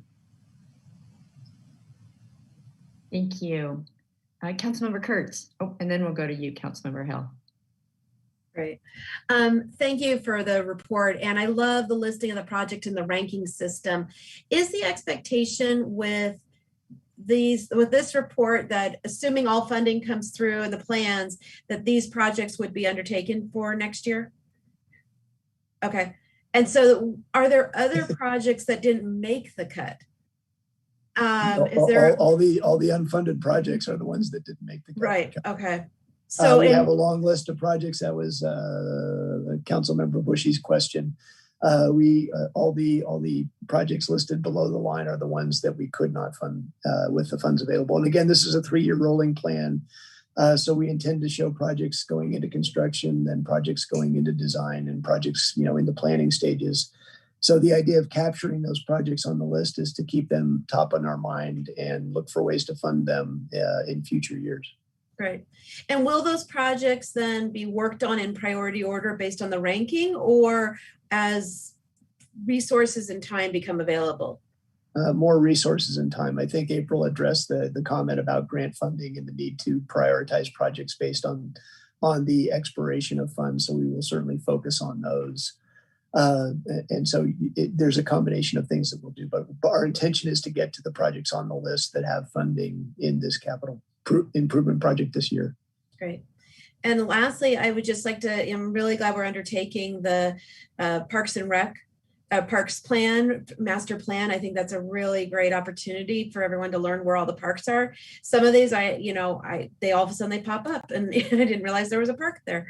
So it'll be great to have the plan and also with the trails as well. So it's a nice idea. Yeah, we're looking forward to the results of that study. That's going to be very helpful for the Parks and Rec Commission to prioritize projects and give us their advice and consulting on which projects should move forward first there. Great, appreciate it. Thank you. Thank you. Councilmember Hill. Yeah, thank you, Mayor Kate. Bill, I know that I had the opportunity to have a tour of several of the pump stations. And I guess for the sake of the community having awareness, because I think even just my own anecdotal experience, I don't think the community necessarily sees the pump stations as being an essential part of our infrastructure, and yet so much money goes to maintaining, and some of it, I would say, has been in requirement of capital improvement that is just way overdue. I just want to see if you can help characterize that, because to what Vice Mayor Bushy was pointing out, there's a huge dollar figure. I'm looking at it right now, 3.2 million unfunded against even just one of the pump stations, the San Quentin one. Could you help kind of characterize the pump situation? I know by count in the staff report, there's 12 across the city, but just characterize what would happen if a pump fails, and what it takes for Public Works to actually maintain some of them. I'm sorry, I'm starting to answer it for you, but some of the more modern system control and data acquisition systems really can be done remotely, and yet a lot of them require manual intervention to operate them. So maybe you can help characterize it a little bit further. Yeah, thanks for the question, Councilmember. Santa Fe is surrounded by hills and it's below sea level. Most of the downtown is actually protected by levees. So therefore, the water that comes down the hills has to be pumped to the bay. And we have 12 stations that do that. Not all of them serve Central Santa Fe, but I think 9 of them do serve Central Santa Fe. We've gone through and upgraded the pumps in most of the stations. But as you say, having the telemetry and ability to operate the pumps remotely would be very helpful for our staff in storms. We'd be able to monitor the performance of the pumps and make sure that they're all working properly. Now, some of them have that telemetry and some of them don't. And staff actually drives around and goes pump to pump station during a storm to make sure everything's operating properly. So there's a lot that we could do to improve the sort of electronic controls of the pumps, but the pumps themselves have been upgraded for the most part. San Quentin is by far our in most need pump station in San Rafael. It serves an area of 580. For those of you familiar with Home Depot and Target, it's located behind the Home Depot and Target, but it pumps a lot of water from the hills in the Bret Harte neighborhood and kind of above the Marin Sanitary Service hillside that comes across 580 and goes out towards the bay there.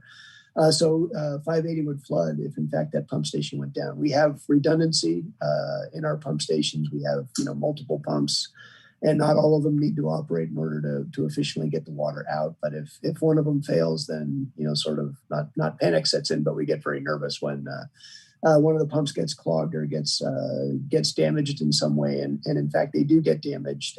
Large objects come through our storm system. And can there's a big impeller that goes into the water and it pumps water out. If it gets bent, the pump stops working. So things like that can happen. And we want to have modern facilities. We want to have pumps that are there to help us during a storm. And though we have upgraded a lot of the pump stations, we still have some needs there. Great, thank you. And I'll just reduce it to one more question, which is. And thank you, Councilmember Micah, for bringing this up around the topic of ADA. I guess, is there a consistent framework for ADA as we approach any project that basically asks a series of questions to ensure, ADA compliance? My sense is that generally the answer is yes. But I do know that sometimes it appears that there's a delay in following through on a commitment, and oftentimes it's related to funding. But I just see if you could characterize how ADA is considered in a consistent way. It is considered, but it's considered as we do projects. So a project that goes into design is brought up to current code, including ADA.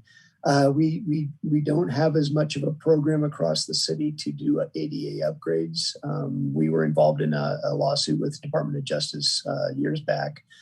So we are doing curb ramps wherever we do resurfacing or microsurfacing. We do curb ramps. So we're bringing a lot of the sidewalks up to ADA code as resurfacing happens. We have other projects where that happens as well. There's the grant funds for bulb outs or other pedestrian safety that brings ADA in as well. So we have a lot of opportunities to improve our ADA access across the city, but it's more of a project by project basis than it is sort of an ADA program that we pursue.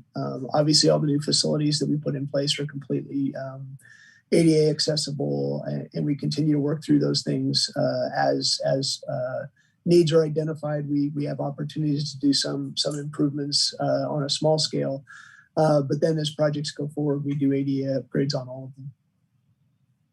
Great, thank you. Thank you. And I just have one question.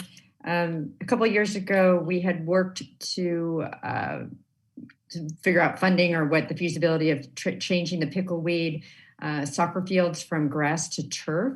And as part of that work, we worked with some outside consultants. And what we found was that any path forward is going to require city matching funds. And so when I looked at the CIP, I know from past, because I think this is what I have to ask the Vice Mayor, 8th, 9th time we've seen the CIP, but that we had slowly been putting money into that account so we could have a match. But I did, and I've looked for it because that was something I worked on for years. And I noticed there was not very much money in there. So I was hoping you could speak to that, because that was something that we've been kind of chipping, kind of like the bungalow. You kind of put money in it, put money in it, put money in it, and eventually when you're ready to do. So I was hoping I could get input on that or question answered. What's going on? I think Susan's prepared to answer that question, Mayor. Great. Thank you, Director. So Mayor and council members, Susan Andrade Wax, nice to see all of you tonight.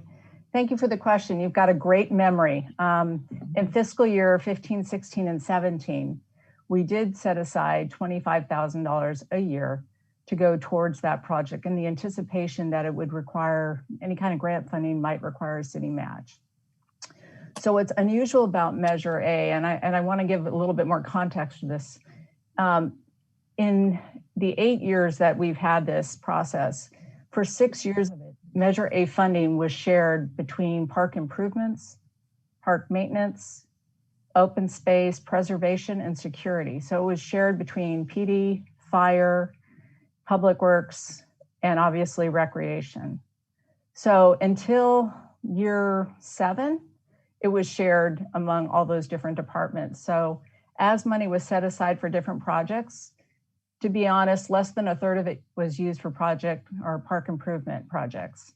So in 2018, we had approximately $75,000 that kept rolling forward. It was the 3rd year. Well, we also had 3 park projects that as they were being designed, the funding that was required for those 3 projects was obviously expanding. So there was a couple of conversations that was had, and the projects that we're talking about right now are Victor Jones playground replacement, the Albert Park playground replacement and expansion, as well as the Bret Hart Park restroom. And at the time, they were beginning to be in design or in construction or in some phase of that. One of the things that came up in 2018 was a couple of different things. One was all the projects that we're spending Measure A money on have to be completed within 10 years. So even though that money was identified for projects, if you're not going to actually use it, you actually forfeit it. So even if it rolled forward all the way to this year, which is the last year of Measure A, unless it gets re-upped, so to speak, we would have up to 10 years to spend that money towards a specific project, or we would have to turn it back to the county. So at that time, because we had a shortfall of those 3 projects, the concept was to use our fund balance to fully fund those projects and to complete them, with the idea that if Prop 68, which was also going on the ballot in 2018, passed, that if we needed to basically reprogram $75,000 in the budget, we would do that with the following Measure A cycle. The good news is in 2018, when Prop 68 passed, it was also released that no matching funds were required, needed, or would help to make your chances better, is the best way to put it. So we have just applied for Prop 68 for that project. And I think it's important to note that that entire Pickleweed project is over $8 million. That's the estimate. The field alone is over $5 million.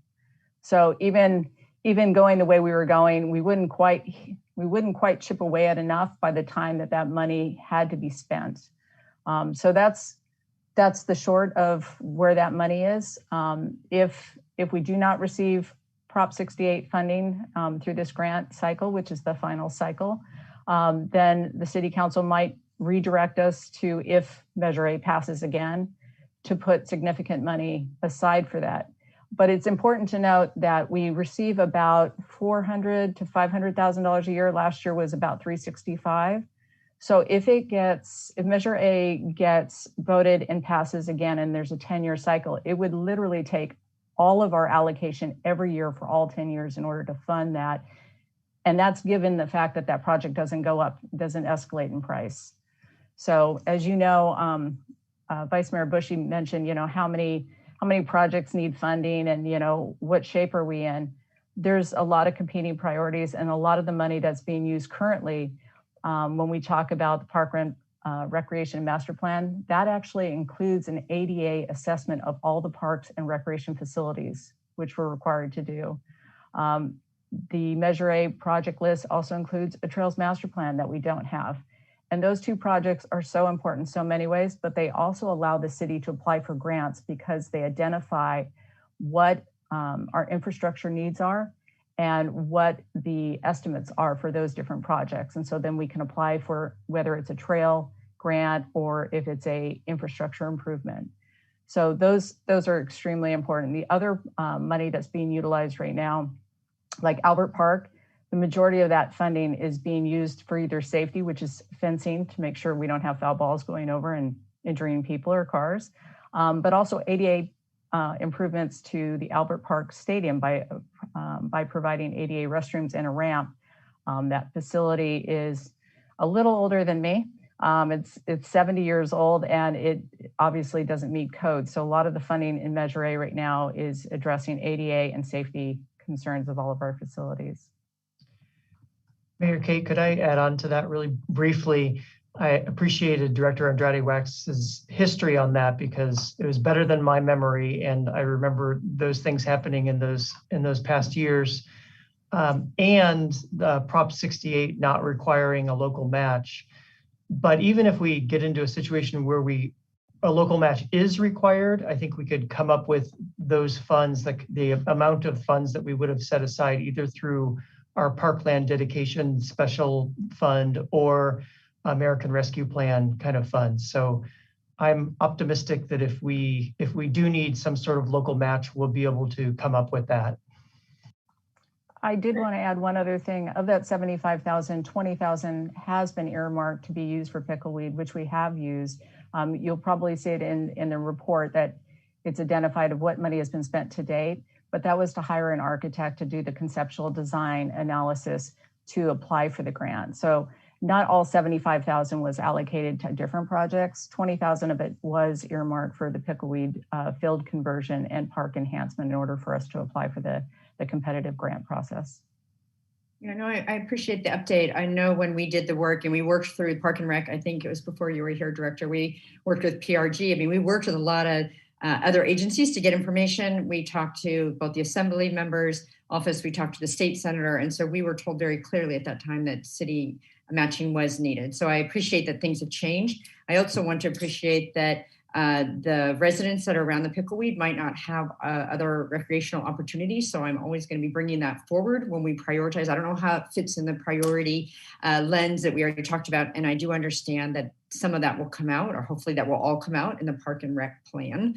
But I just remember when the conversation first started, it was like, well, we haven't done this park for so long. And there was a lack of sensibility that pickleweed provided a different type of amenity to the community than maybe some of the other parks in more affluent areas. So I will keep bringing that up. I know it is a travesty that field is closed for 4 or 5 months. I mean, if it ever rains again, but 4 or 5 months a year. And we just, we want to figure that one out. So hopefully that the park plan will be a nexus for that. So thank you. I appreciate that. So I don't see any other questions. If any other questions come up, you can, Councilmember Micah, go for it. Yeah, so I actually really appreciate Mayor Kate, the conversation around the turf because the field, because I think it's so necessary in the neighborhood. And I was just thinking, with the drought, transforming all the lawn areas, into other things that maybe there could be available funding through the Marine Water District, or maybe something encouraging doing different things around the drought. So it's just popped in my head. So, but I wanted to thank you again for bringing this up because it's definitely a priority for me as well. So thank you. Thank you. Okay, so let's open it up to public comment on this item.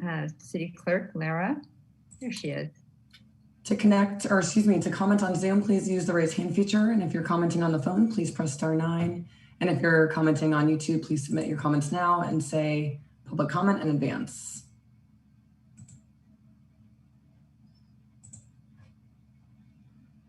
We do have one from Terrell Culloway. I'm the Executive Director for Marin County Bicycle Coalition. Really exciting that the bridge from the canal to Montecito is being considered for an earmark.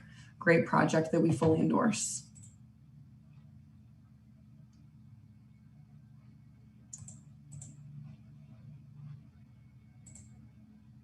And that concludes public comment. Thank you so much. I will close the public comment and bring it back to the council for additional questions or comments, starting with the Vice Mayor. No comments. I will read the proper motion language when you're ready. Thank you. Councilmember Hill. Yeah, thank you, Director Guerin and team. This has been a very, I think this is your third appearance tonight, Director Guerin, so thank you. I appreciated the weighted rankings. There's not a question, just more of a comment that while they're pretty effective, I hope that there are times when exceptions can be called out, especially when things are more mandatory. I think for the most part, I think it appears to be working, but hopefully if there are those opportunities, you feel okay to pull them forward. Sorry, and I should be addressing you as well, April. So thank you for that presentation.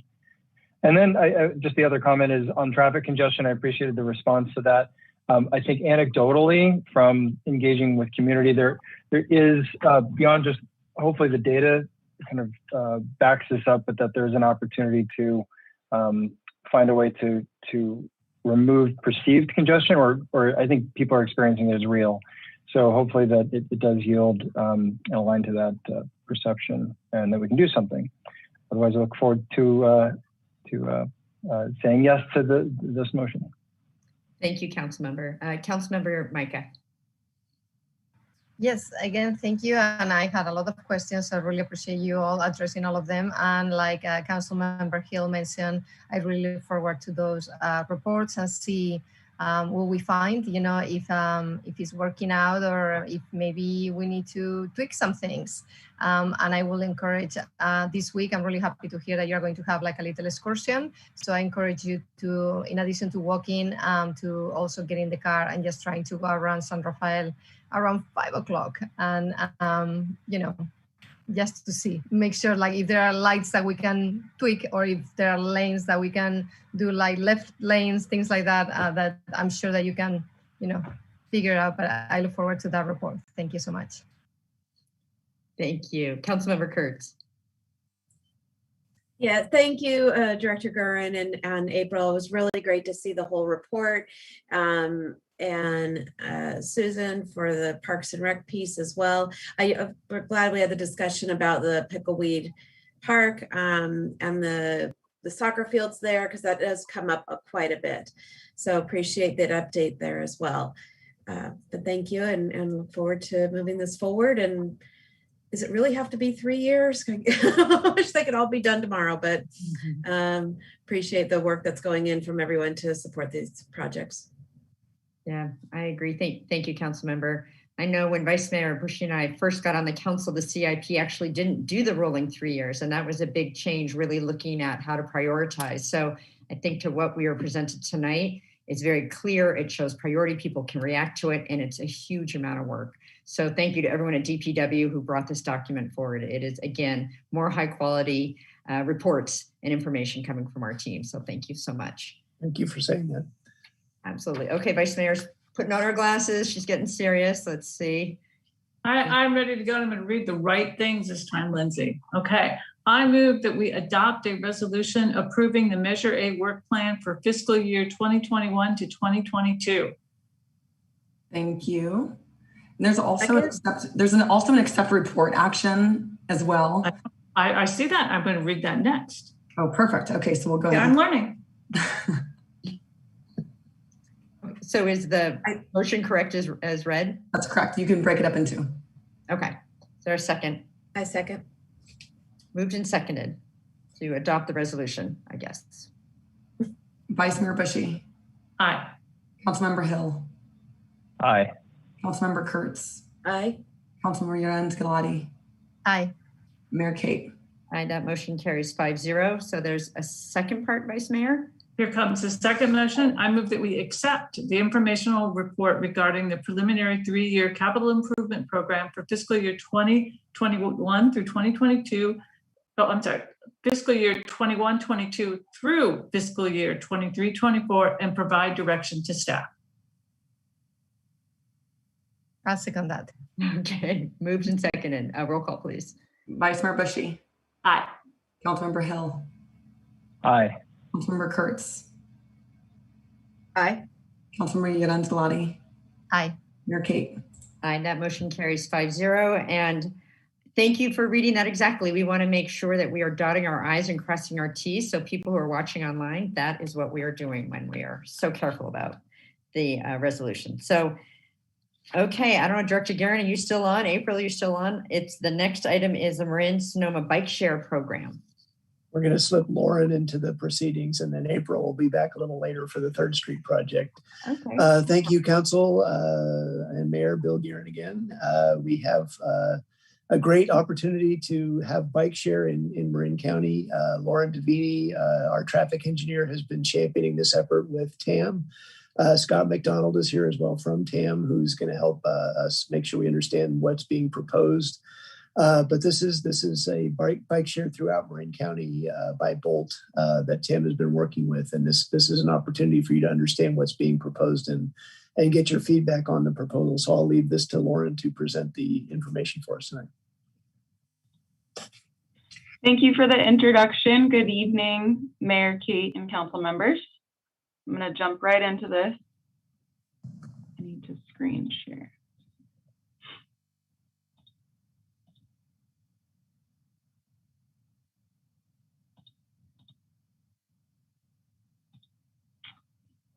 Okay, thumbs up. Can you see my screen? Great. So this is the Marin-Sonoma Bike Share Pilot Program. Tonight, we're asking council to authorize Bolt Mobility to operate shared e-bikes within San Rafael as part of the 3-year pilot program. We're asking council to find that the e-bike program is categorically exempt from CEQA. And lastly, to authorize the city manager to execute a coordination agreement and other documents to implement the pilot program. A little bit about the pilot program. It's a 3-year program, and it's a joint effort between Marin and Sonoma. The Transportation Authority of Marin has been leading the effort with our neighbors up in Sonoma. There's 300 e-bikes that'll be deployed around smart stations and key destinations. And the participating agencies are all the cities and towns up and down the Sonoma-Marin corridor that have smart stations. So all the way from Santa Rosa down to Larkspur. We also have Golden Gate Transit as a partner, as well as SMART itself. I want to go over some of the policy and why this program is relevant to policy that we work on in San Rafael.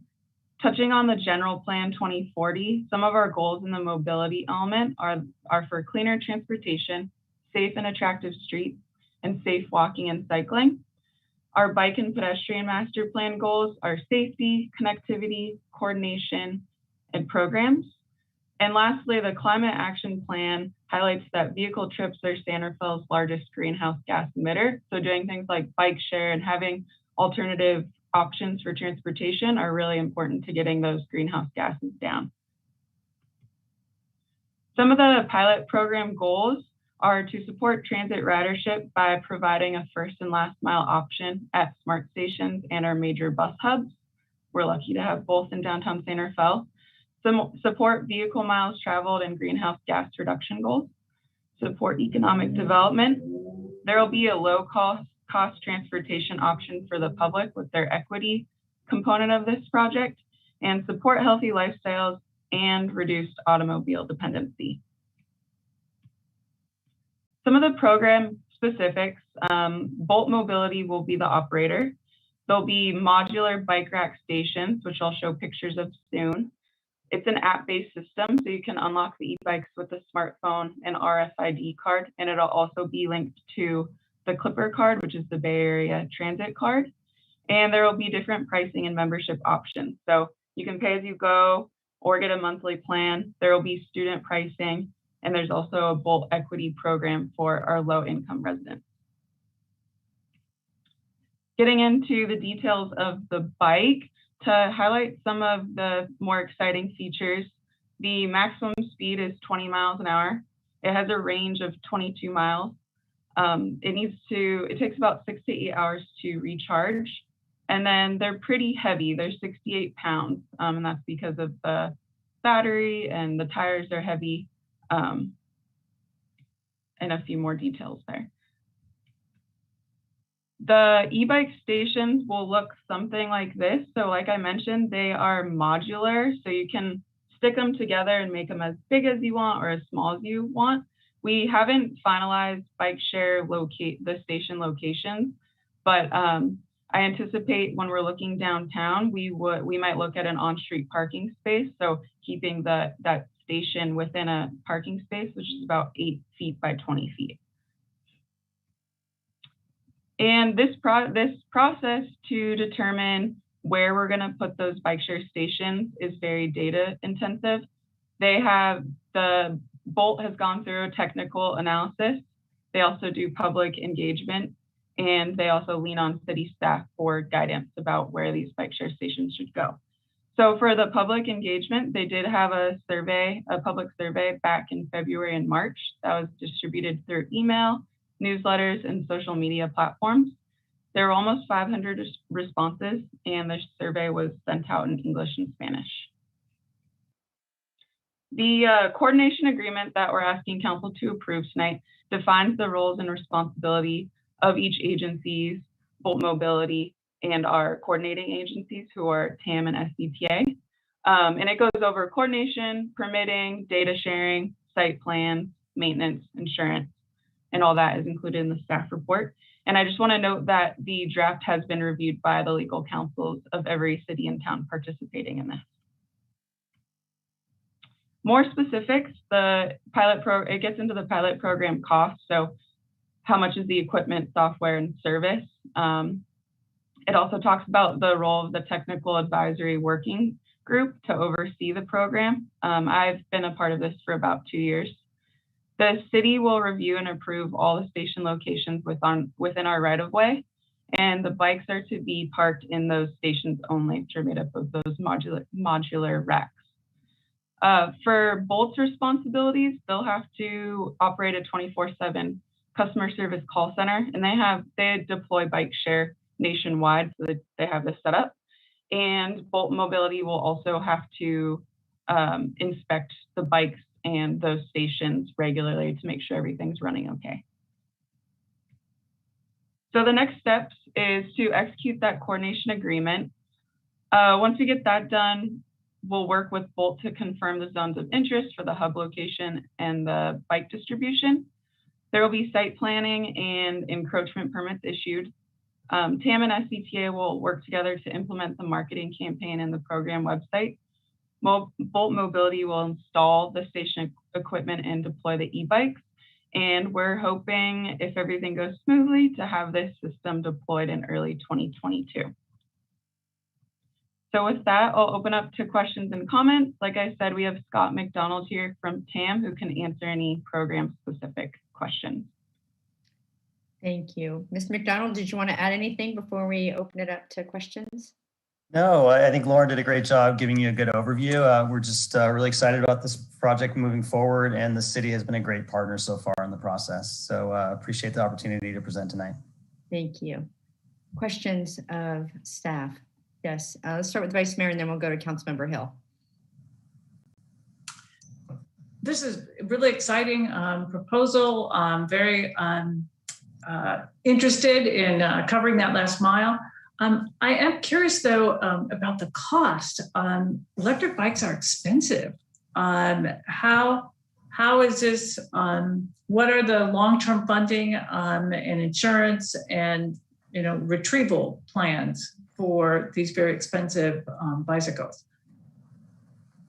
I can answer that. So the Metropolitan Transportation Commission was great to provide us the grant for the 3-year pilot program, which should cover the entire cost for the agencies involved, other than staff time to contribute to promotion and planning the system. Longer term, beyond that, the contractor would like the system to be self-sustaining over time based on receiving revenue from ridership. Potentially sponsorships. They capture all the revenue from the ridership as well as the sponsorships. Their goal is for that to cover the cost to operate the system over time beyond the 3-year pilot program. But I think after, certainly a year, we'll have sufficient data to get a sense of whether that's realistic. So as mentioned, we have an $826,000 grant from MTC to cover the pilot program, with the exception of, unforeseen reasons why the cities might want movement of the stations above and beyond the scope. But beyond the 3-year pilot program, I think we're going to have to assess as a collection of agencies whether longer term, beyond that 3 years, it really makes sense to continue. And what if the decision is not to move forward with it? Because that, when you're talking about expensive bikes and the scope of the territory you want to cover, that doesn't seem like much. What are, if the decision is unfavorable, what are the plans? Would this be beyond your question? Is that beyond the 3-year period, or? Right. At the end of the pilot program, it's deemed to be economically or otherwise not feasible to continue. What are the plans for retrieving the equipment and the installations at the various places? Yeah, good question. So MTC would expect that we would return the equipment, so then maybe it could be placed in other places throughout the Bay Area. Should the program not continue beyond the 3-year period, they would want to potentially reuse that equipment for another location. We attracted a grant that was particularly suited for suburban areas outside the urban core cities in the Bay Area to really test as a demonstration project bike share utility. We anticipate there's a lot of demand, especially to connect to our transit system. So we have good hopes that this will be successful. But that equipment would likely be used in another location should there be a decision that it doesn't make sense to continue beyond the 3-year period. Well, we wish you every bit of success, and hopefully it'll be so used that we'll want to expand it. Thank you. Yeah. Thank you. Councilmember Hill. Yes, thank you, Mayor Kate. Thank you, Lauren, and thank you, Scott, for being here tonight. I had 3 questions, maybe a 4th, depending on how the 3rd question goes. I noticed in the proposed agreement that there's a data sharing section, and I was surprised. I'll just read what it says. It says, coordinating agencies shall make available to the participating agencies monthly reports from operator. I'll say that I can interpret that pretty broadly, but to me, that seems a little sparse in terms of data sharing. I know that a lot of other cities, when I think about mobility, would be great to be able to have more frequent data sharing to be able to make adjustments. And I was just curious, was there a reason why we were sparse on this point, or is there anything more we would expect around data sharing? So that's a good question as well. I mean, the data will be collected ongoing, so that data will be available to the contractor. I think, we actually asked for data to be more readily shared, and it possibly could be made available more frequently. I think their goal was to provide that along with kind of a monthly invoice that we could easily share in a package with all the participating agencies easily on a monthly basis. That's not to say we couldn't necessarily provide it more frequently. It's something we certainly will try to do if that's a value of the city to have more frequent data than on a monthly basis to kind of assess how it's going. But I think as far as the way the arrangement's set up with the contractor, that would be kind of the intervals that they think would be easy to share kind of in a package where that data can be interpreted and evaluated easily. Okay. Great. Yeah, if there's anything we can do to increase the frequency and be more specific in terms of the granularity of the data, I know that we have incoming director McLeod, I think, would appreciate that. And I know she's on the call, but I would, maybe I'm advocating on behalf of having more data is always better, or at least access to it would be great. And then how easy or difficult is it to expand or contract inventory based on demand? If we're finding that, usage is really skyrocketing, what are our kind of opportunities to be elastic in that regard? I can take that, Lauren, if you don't mind. So the program scoped to initially have 300 electric bikes, half of which would be in Marin County and half would be in Sonoma County based on a separate agreement between TAM and SCTA. There's actually an optional task in the agreement with the contractor to phase in an additional 50 bikes, either to serve gaps within the existing service area. That might be done after the first year, potentially to expand to neighboring jurisdictions where there's also a lot of stated demand as well. But so we're going to be kind of evaluating based on the flow of bikes from different points throughout the network, where might be the next best locations to look at after the initial network's provided. Another thing to keep in mind is there's a bit more parking than there are bikes. So as the bikes move throughout the system, we might see more bikes in one location than we start with. And then part of the scope is for the contractor to rebalance or move the bikes around, as they also will be replacing the batteries, swapping them out when the charge gets low. So there's a lot of aspects to it, but certainly I think there'll be opportunities to see where there might be gaps and try to fill those gaps as we move along. Great, thank you. And my final it is two questions on my final question. So sorry, I lied a little bit. I saw the quote in the presentation where it said all bikes to be parked in stations only, and that prompted kind of two questions to me. On a selfish use case, is it something where as an intermodal rider, by the way, I'm a huge fan of this type of approach for our community. But if I were, say, to want to commute to the city, right now I take, during non-pandemic times, take a bus, 27, which I would often see Vice Mayor Bushy. But if I wanted to take a bicycle, say, from the station and ride it home, would I be able to keep it overnight, or it's really only intended to go from station to station? I just want to get a sense of that.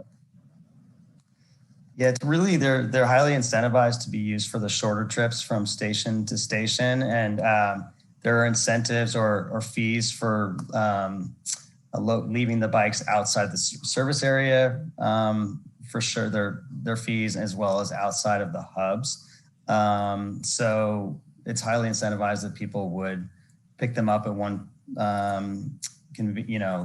location that's part of the network and drop them off at another, so they're in a predictable location for other users. Got it. Understood.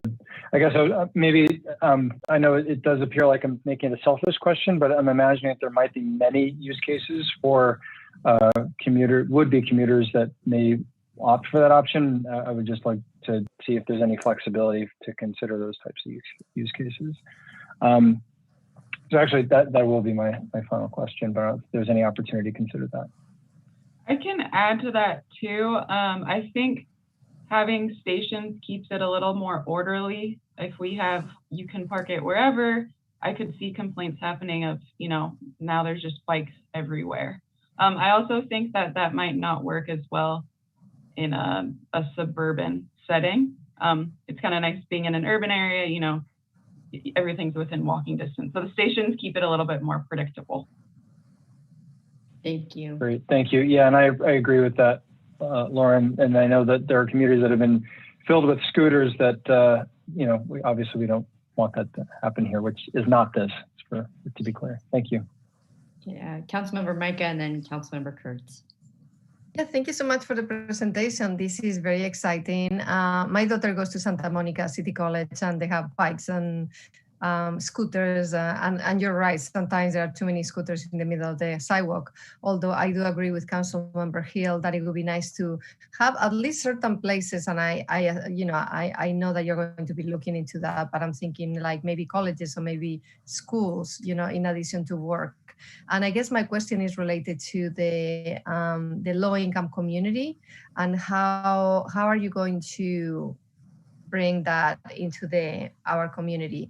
Are you going to be able to put, for example, some bike stations in the canal that is a very low income? Will they have to pay fees? I mean, how would you roll out the scholarship or the fund? I can start and maybe Scott can add. We're definitely looking at the canal, and it's not just smart stations. You're looking at community centers, big destinations. So I see maybe Cardenas Market being an option to have a bike station. And then there is an equity component of the program as far as the pricing. So we are trying to make this accessible to all incomes.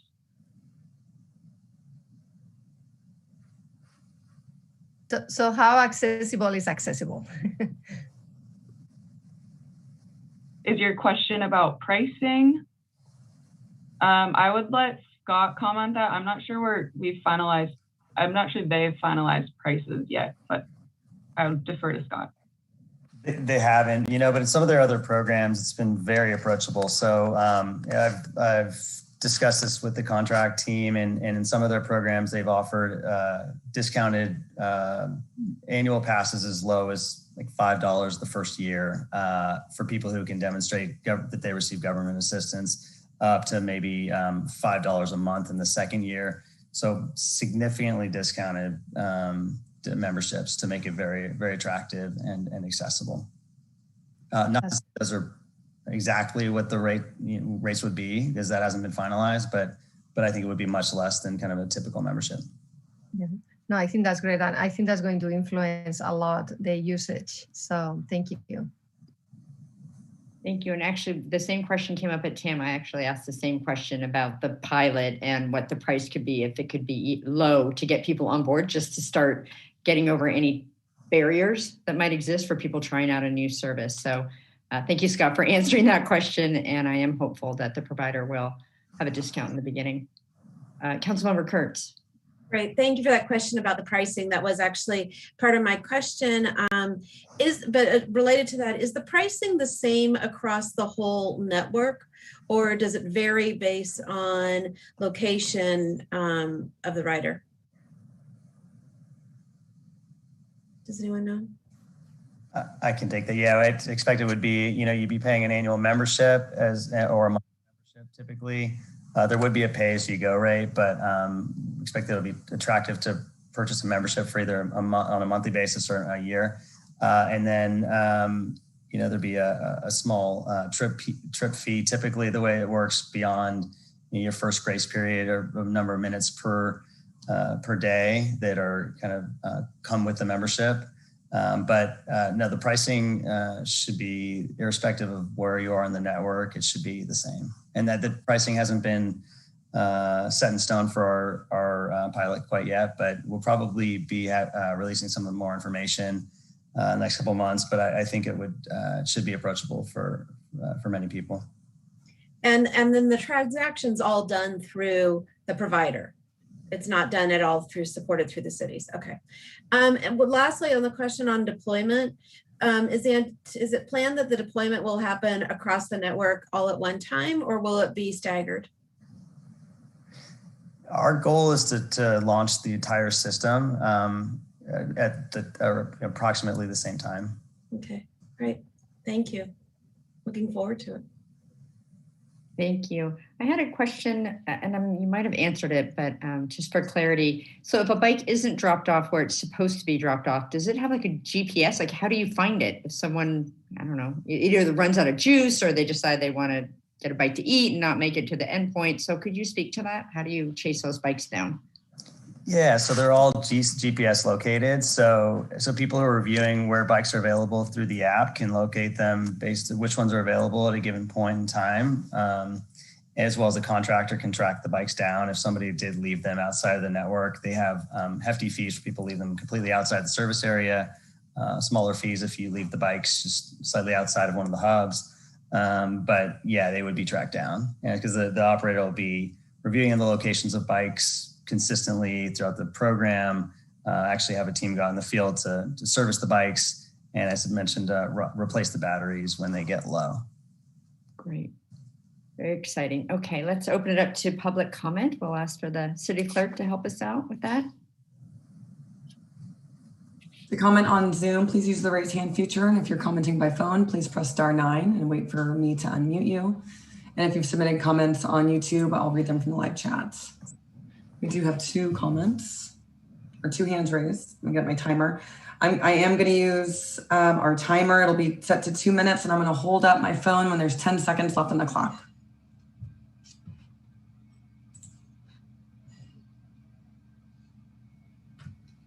Good evening, everybody. My name is Sunny Lee. This is first time I'm hearing about TAM working with DPW to install the bicycles. I have experienced some of these bicycles and scooters in San Francisco and Oakland and Berkeley. And I mean, I don't even realize this is just the process of approving at this point, or it's already in process of being worked. So it's going to be installed or not. But as much as I really wish these kind of pilot programs work beautifully for what we need, but what I could only imagine is all those electric bikes stolen to go under the freeway with all those homeless camps there. That's what I've been seeing everywhere in San Francisco, in Berkeley, Albany, and Cerrito. I mean, I was always looking at that by the exit ramp of the freeway and looking at how they could just keep them, because it's they can't even operate because without the proper app, but somehow they are collecting them. I don't know, it's a mentally ill, whatever the reason. They are just gathering there with all those tents. I'm just, I don't know, you guys, I don't know, Scott has been to the freeway near the SMART train, how many tents we have now at the parking lot under the freeway. But I mean, I'm seeing like 2-3 dozen bikes, each tent holds it next to it. I mean, I'm sorry, but honestly, it's like a capital city of the bike theft in San Rafael right now. And I'm just so sorry to hearing another incentives proposed. That's my first take on this. Thank you. Thank you for your comments. And we can ask the question after public comment about how we keep the bikes secure. So you said there was another hand, City Clerk? Okay. Hi, Mayor Kate, Council. This is Warren Wells, the Policy and Planning Director for the Marin County Bicycle Coalition. I just want to say that we're very much in support of the proposed e-bike share program. This is a great way to get people to and from smart stations and around town in space and energy efficient ways. I did want to share just one concern I have about the project is just obviously things are constrained by the amount of the budget, but just in terms of kind of like setting expectations, if it's 150 bikes, per county, then that's around, on the 6 stations we have in Marin, that's like 25 bikes a piece. If you have like 4, stations per station area, that might only be like, 5 or 6 bikes a piece. So I'm really looking forward, and I'm happy to provide input going forward about what this implementation looks like. Because what in my experience of bike share elsewhere, what can happen is if people can't reliably expect a bike when they go to a station, they go to something else. So I'm very, very supportive of this in theory. Really want to help make it work, and we'll do everything we can from our position. But just wanted to had some slight concerns about that. So thank you very much for your time. Thank you, Warren.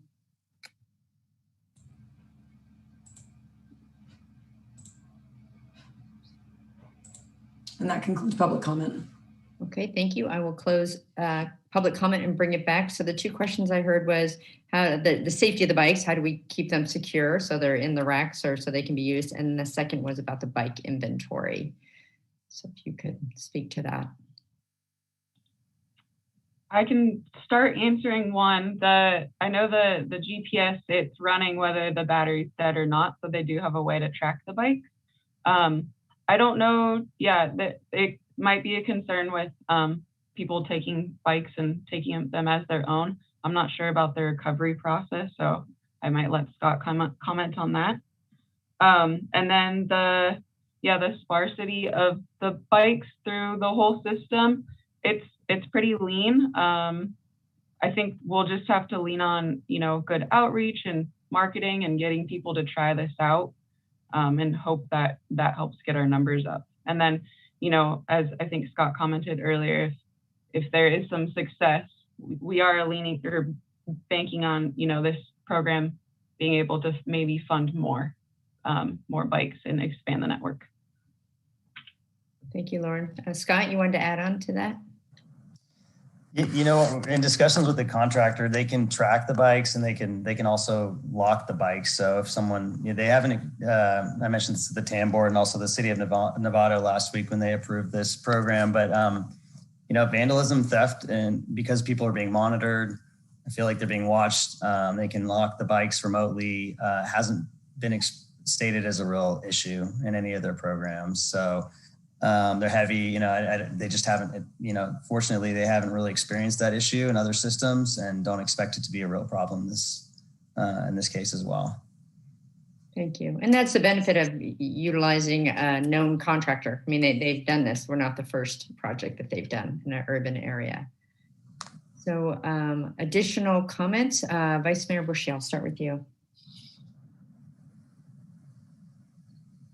It sounds like a great program. Hope it goes really well. And I'll be delighted to second a motion to authorize it. Thank you. Councilmember Kurtz. Likewise, no additional questions. I'm looking forward to the pilot and the work involved with this. I really appreciate everyone. I think it's a neat opportunity for Little San Rafael. Thank you. Thank you. Councilmember Micah. Yeah, thank you so much. I'm very excited as well. I can't wait to go and ride. And I imagine I have to bring my own helmet. But other than that, I really look forward to it, and especially hearing about the pricing for our low-income community, because that's very much needed. Thank you. Thank you. Councilmember Hill. Yes, I'm a huge fan of bike share programs. By some standards, a bike share program is maybe a check mark on a city's way to be considered a modern city. So at least in my book, I think this is helpful on that journey for that designation. I am excited for this program to be a part of our community, and really looking for opportunities for us to expand it if we can make it successful. My question on data sharing remains, and hopefully more data, the better, in my opinion. But I will be voting yes. Thank you. Yeah, thank you. And I'll just add, building what Councilmember Micah said, and actually, Lauren, you're talking about outreach. I hopefully any marketing materials are culturally appropriate and address any challenges for folks, because we want everybody to be able to have access to this product. So making sure that they're translated appropriately or worded appropriately would be great. And Lauren, you've been working on this for 2 years. Scott, I know you've been working on it a long time. Tam has been talking about projects like this first mile, the last mile, for a long time. So I share Vice Mayor Bushy's optimism and hope that it goes really well. I mean, this is exactly what we're looking for, to get people out of their car and into transit. So thank you. And with that, I will request a motion. I have a second, but I don't have a motion, so I'm not sure how that works. So Councilmember Kurtz, I see that you're ready. Yeah, well, I'm happy to make the motion. Having to make a motion to adopt the resolution authorizing Bolt Mobility to operate shared electric bicycles within city limits, and authorizing the city manager to enter into a coordination agreement with Bolt Mobility, the Sonoma County Transportation Authority of Marin, and partner agencies to implement a regional bike share program. Thank you. Is there a second? I'll second. I said Oh, I'm sorry. Vice Mayor Bushy. It's Vice Mayor Bushy. Sorry. Good thing that we still have another agenda item, so that all right, do that. Okay, so roll call, please, City Clerk. Mayor Kate, may I ask who are we putting in the record as seconding? I think Vice Mayor. I insist that it be Councilmember Hill. I insist. Member Hill. This is for the minutes. Okay, Vice Mayor Bushy. Aye. Councilmember Hill. Aye. Councilmember Kurtz. Aye. Councilmember Yeden Scolati. Aye. Mayor Kate. Aye, that motion carries 5-0. Thank you, Lauren. Thank you, Scott. Thank you, Director Guerin. Actually, Director Guerin is still here. But wait, there's more. Wait, there's more. Well, okay, let me introduce the next, the last item on our agenda this evening. Lots of good infrastructure things. This is a great. Yeah, we were kind of missing from the council for a while, but we're back in full force tonight. We are back in full force. The next council meeting is going to be another public works show. So thank you for indulging us. No, Bill Guerin with the Department of Public Works. Thank you, Mayor and Council, for listening to us tonight talk about the 3rd Street Rehabilitation Project. I think, is there Councilmember Hill, is there anything that we need to do? Oh yeah, here, sorry. I was trying to call the agenda item, but Director Guerin, you were so excited I couldn't get my word in. So I would like to invite Councilmember Hill. He has a comment prior to the staff report. Yes, thank you, Mayor Kate. Thank you, Director Guerin. So I've analyzed whether I have a conflict of interest arising from my residents' proximity to the project, and have concluded that there is a conflict that disqualifies me from participating in this agenda item. So I've discussed this with the city attorney, and the city attorney agrees. So I plan to virtually leave the dais and return when the agenda item has concluded. Does the city attorney have any other comments on the matter? No, that is the correct procedure. If we were in council chambers, you would leave the room. But here, you just need to please turn off your video and not participate in the item. Thank you, Councilmember Hill. Thank you, City Attorney. And he's leaving the Zoom room. Thank you, Councilmember Hill. Okay, now, Director Guerin, I'm going to turn the agenda item over to you. Didn't mean to rush the dais there, Mayor. I apologize. I want to again introduce April Miller, our senior civil engineer. As you all know, we've been working on the 3rd Street rehabilitation project, which is one of 2 projects. The safety project's the other one. And we're kind of combining them together as one project. But we're getting very close to being in a position where we're going to start construction on the project. So I think it's very important for us to bring you up to date on what's happening with the project. There's a couple of issues that have come up in community meetings recently that April's going to address. But we're very excited to be, nearing the finish line of the design of this very important project for San Rafael. And April's going to bring us up to date of what's happening and the sort of 2 or 3 contentious issues that we I think have resolved. So you all can get a better understanding of what we're doing so we can bring it to council soon for construction. So with that, I'll leave it to April to lead us off.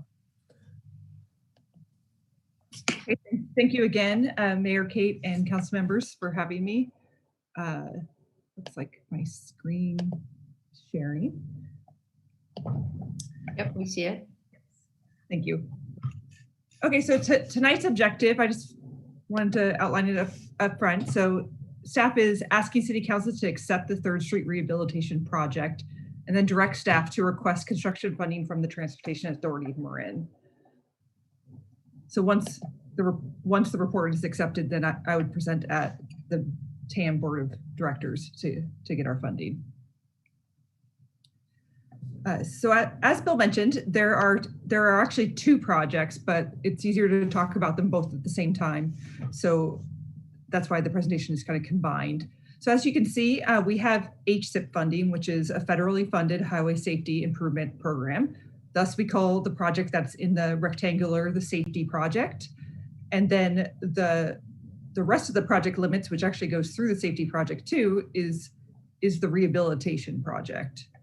So those are the 2 projects we're talking about. So we will come back separately for each of those projects, both for construction manager and for once we get a contractor on board. So these are some of the project goals that we created during the feasibility study, and we've managed to achieve all of these. Some of which to highlight that based on discussions earlier, as far as accessibility, we are upgrading accessibility at all of the intersections, and we're doing new curb ramps, truncated domes, and in some cases, you'll see later, we're actually raising the intersections to fix the cross slope issue when pedestrians cross the street. Just to highlight a few things as far as traffic signals, we're going to do some upgrades to the signals, and specifically, we're also going to do some safety lighting. We're going to upgrade the intersections so that they meet the current standard. In addition, we're also going to add some lighting along the bike path, which you'll see later as far as safety there too. And there'll be 2 new traffic signals that are going to go in at Brooks Street. That is, as was discussed earlier in City Council, talking about the BioMarin and Whistle Stop properties there. So one of the traffic signals is there to help serve the senior housing. There's been a lot of outreach to date on this project. And specifically, since we last spoke on November 3rd, we've actually attended 2 BPAC meetings, the bike and ped community, to bring up some of the items that we talked about that there was comments from the November 3rd meeting. In addition, we had a general community meeting for the public so we can give a project update. So what I'm going to do tonight is I'm going to go over kind of what, since we last spoke in November, what has happened and where our design has moved to. One of the major issues after the November council meeting was actually at the Lindaro and Luton's intersection. City staff recommended a closure of this driveway, and we received lots of public comment about an issue with it being closed. So we went back to the drawing board and we looked at this a little bit closely to look at what our priorities are and the comments that we received from the public. Based on those comments, we've actually recommended doing an exit only. And so this is a revised recommendation. So we're now recommending an exit only out of the driveway so that people that live to the south of town can they'll have to enter the garage from Luton's, but they will now still be able to exit from the driveway so that they're able to access south of downtown.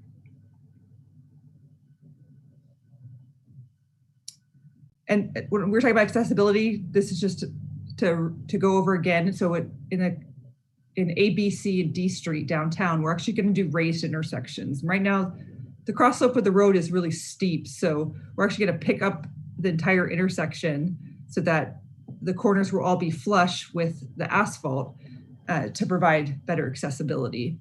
And then some of the enhancements that meet our goals are these yellow areas are truncated domes. We also have high visibility crosswalks. In some cases, we're going to be doing some bulb outs here, and bulb outs usually only occur, we're only putting those in where there's parking, so we're not actually affecting any of the lanes through here. So just to highlight a few things.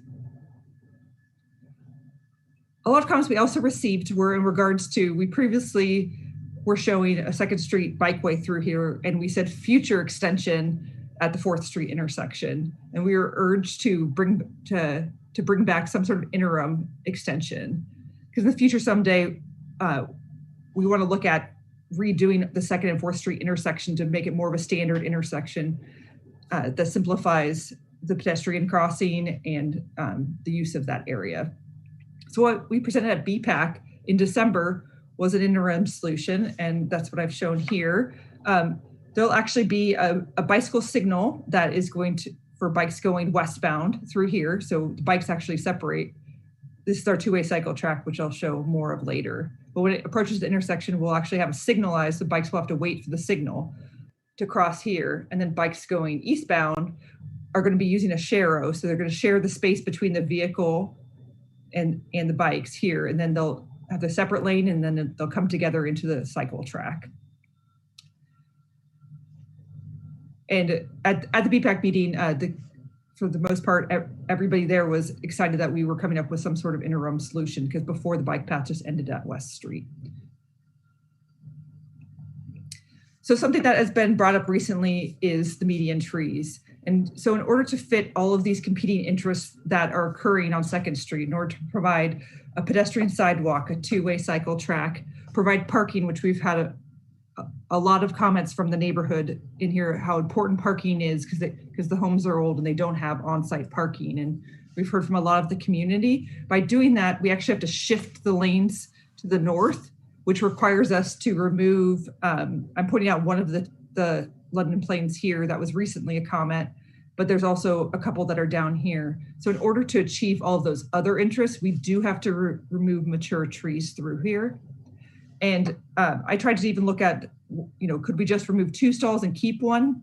But due to the standards on how you do a lane shift to shift cars over so that they can get over to where we need them to be in order to fit all of these facilities, we will have to remove this tree, because to save this one tree to the west, we would actually lose, I've counted 5, potentially more parking stalls through here in an area that there's a huge desire to have parking. So in place of these trees, we are actually putting in around between this median and the next one, we're putting in between 6 and 8 total trees. And based on the recommendation we've received, we're actually going to put back in some London plane trees. So we've changed our plant palette to match some of the recommendations from the community. And as you can see, I showed a little bit of what parking stalls we're removing and adding back in. There's a parking exhibit that has been on the city website that shows an update of which stalls are removed, which stalls are replaced, which stalls are added, so that anybody can comment on what is happening.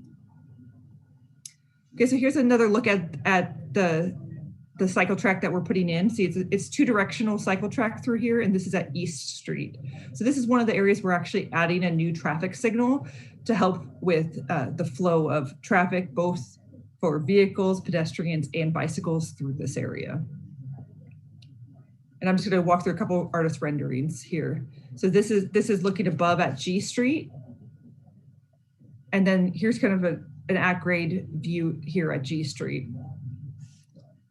One of the items that I want to talk about is that we have a new retaining wall. We're actually pushing, in order to achieve everything here, we're actually pushing the sidewalk and bike path into the hillside there. It's a pretty steep hillside between 2nd and actually Miramar up the hill there. So we're going to push into the hill as much as we can to provide more space for all of these facilities. So as you can see here, here's a section through a little sketch of what the wall would look like. So the wall height varies between 2 and 6 feet tall.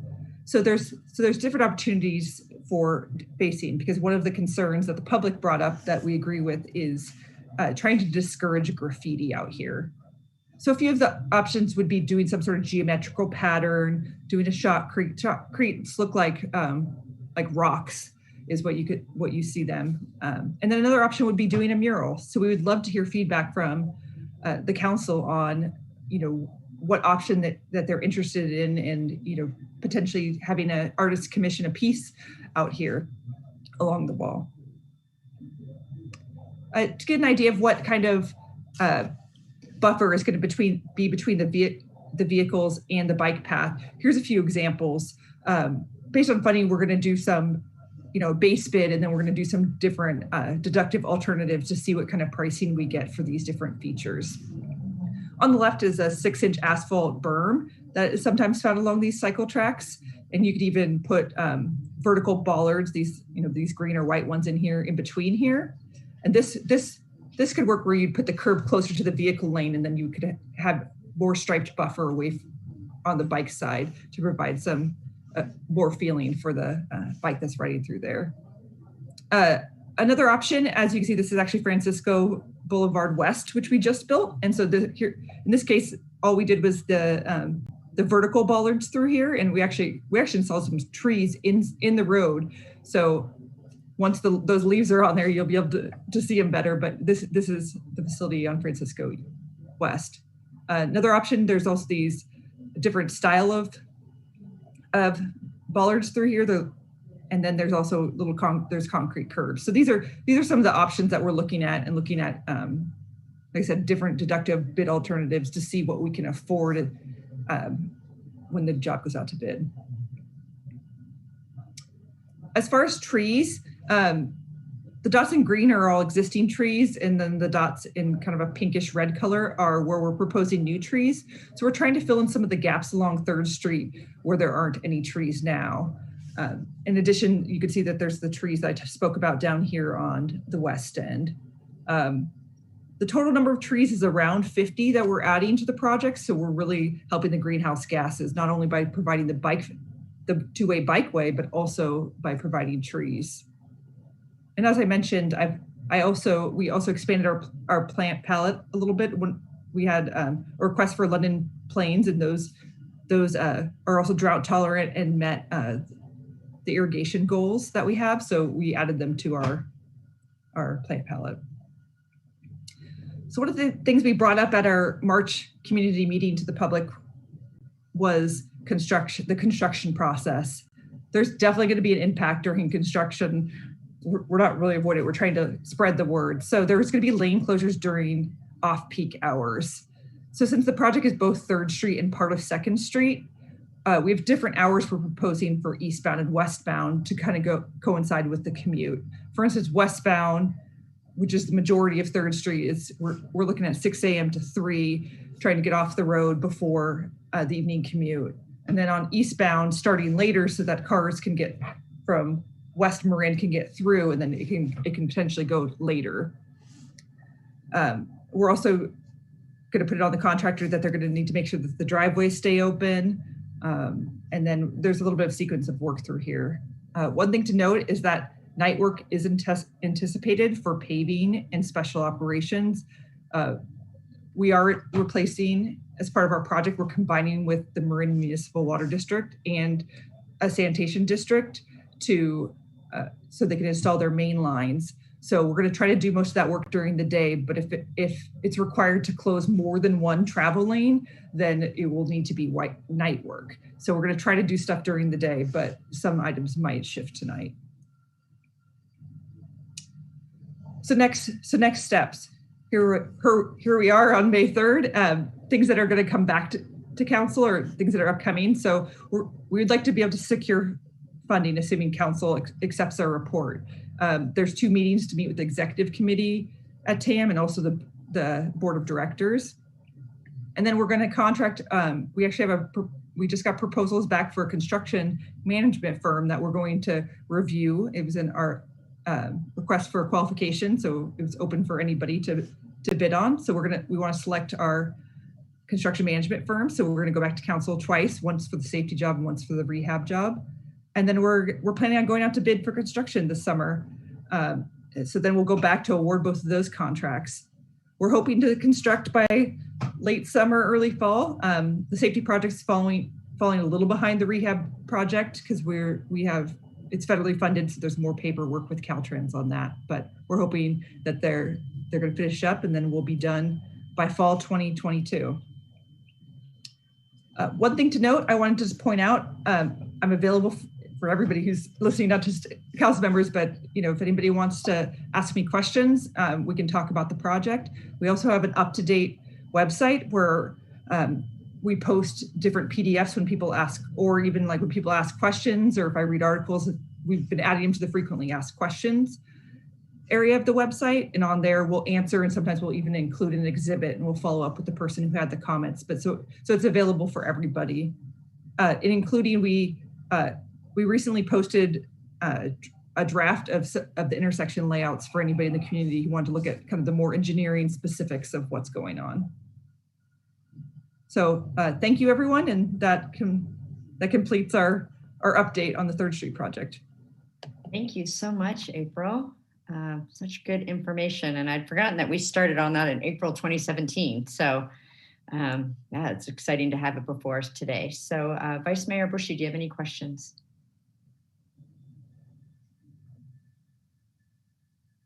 Could you talk a little bit about your plans for maintaining and ideally enhancing the growth of the replacement trees? Like, what size are you going to plant? What's the focus of your maintenance plan? Yeah, so there's been lots of studies that are done, and actually 15-gallon trees are the best trees to install. Although you would think installing like a bigger 36-inch box would be ideal, it actually, within 2 or 3 years, the 15-gallon tree is actually the same size as the 36 gallons. There's not really, they have a better chance to grow when they're 15-gallon, because usually the bigger trees, the roots might be bound and it's harder for them to get bigger. So what we're proposing is actually 15 gallons everywhere. And that's based on a bunch of different studies, including our Francisco Boulevard West job. We had an urban greening grant, and that's something that they require on all projects, is that you need to install the 15-gallon trees in order to meet the greenhouse gas offset. Right, but that's just the beginning. They need to be monitored and watered and fertilized, and there are plenty of trees that don't really grow to their maximum. And to obtain that, you need a long-term commitment by a qualified arborist, and to have a budget and a plan and an open mind or actually really a sense of responsibility to nurture that tree. You don't just stick the 15-gallon one in the ground and magic happens. So what is what's the plan? Because the community sees a loss of trees.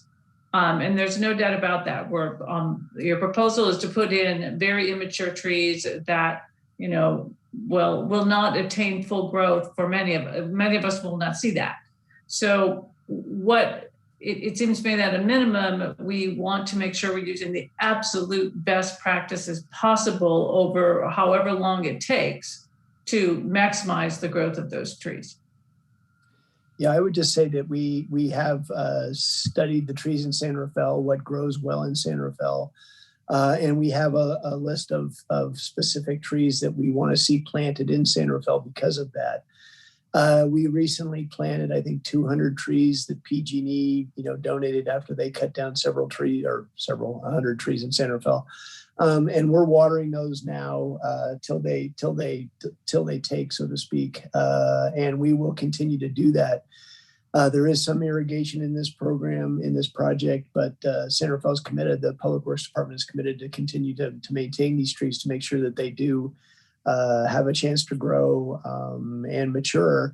And if one or more of them don't make it, we will replant again with another tree and continue to nurture that as well.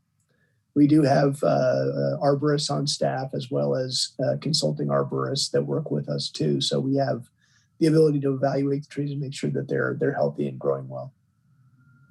Thank you. Thank you. Thank you. Councilmember Kurtz. Well, thank you for the report. It is great to see it all come together and see the images now of all the different changes that are going to be happening. A couple of questions. Is there any anticipation that the speed limit would change with the bikes? No? Yeah. No, there was a speed limit item. It's possible, council member, that the speed limit will change.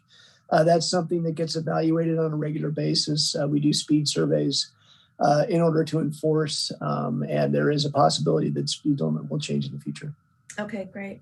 The divider between the bike lanes and the cars, I know you had talked about it was concrete or it was this one or that one. Regardless of cost, I think whichever one's considered the safest. I think that with the two directional bike lane thing plus this road that gets a lot of traffic, I think we're going to definitely need to figure out whatever the experts say is the safest one. I think we're going to need to look at.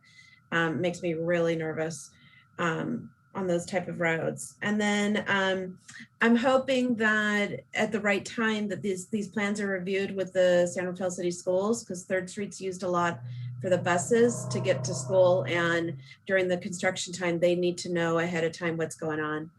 So hopefully kids are going to be back in school and on buses. Thank you. That's a very good comment to talk about the construction activities with the schools. I appreciate the feedback. Obviously, the plans we're putting in place are designed to be safe for the bicycles. We've spent a lot of time actually looking at how the operations would work at each of the intersections to make sure that they are safe passage. We know kids do go to Davidson and pass through this area. It's one of the safe routes to school, and we're trying to improve that with this project. Great, thank you. Looking forward to it. Yeah, thank you. Councilmember Micah. Yeah, thank you very much for the presentation. So I have a few questions.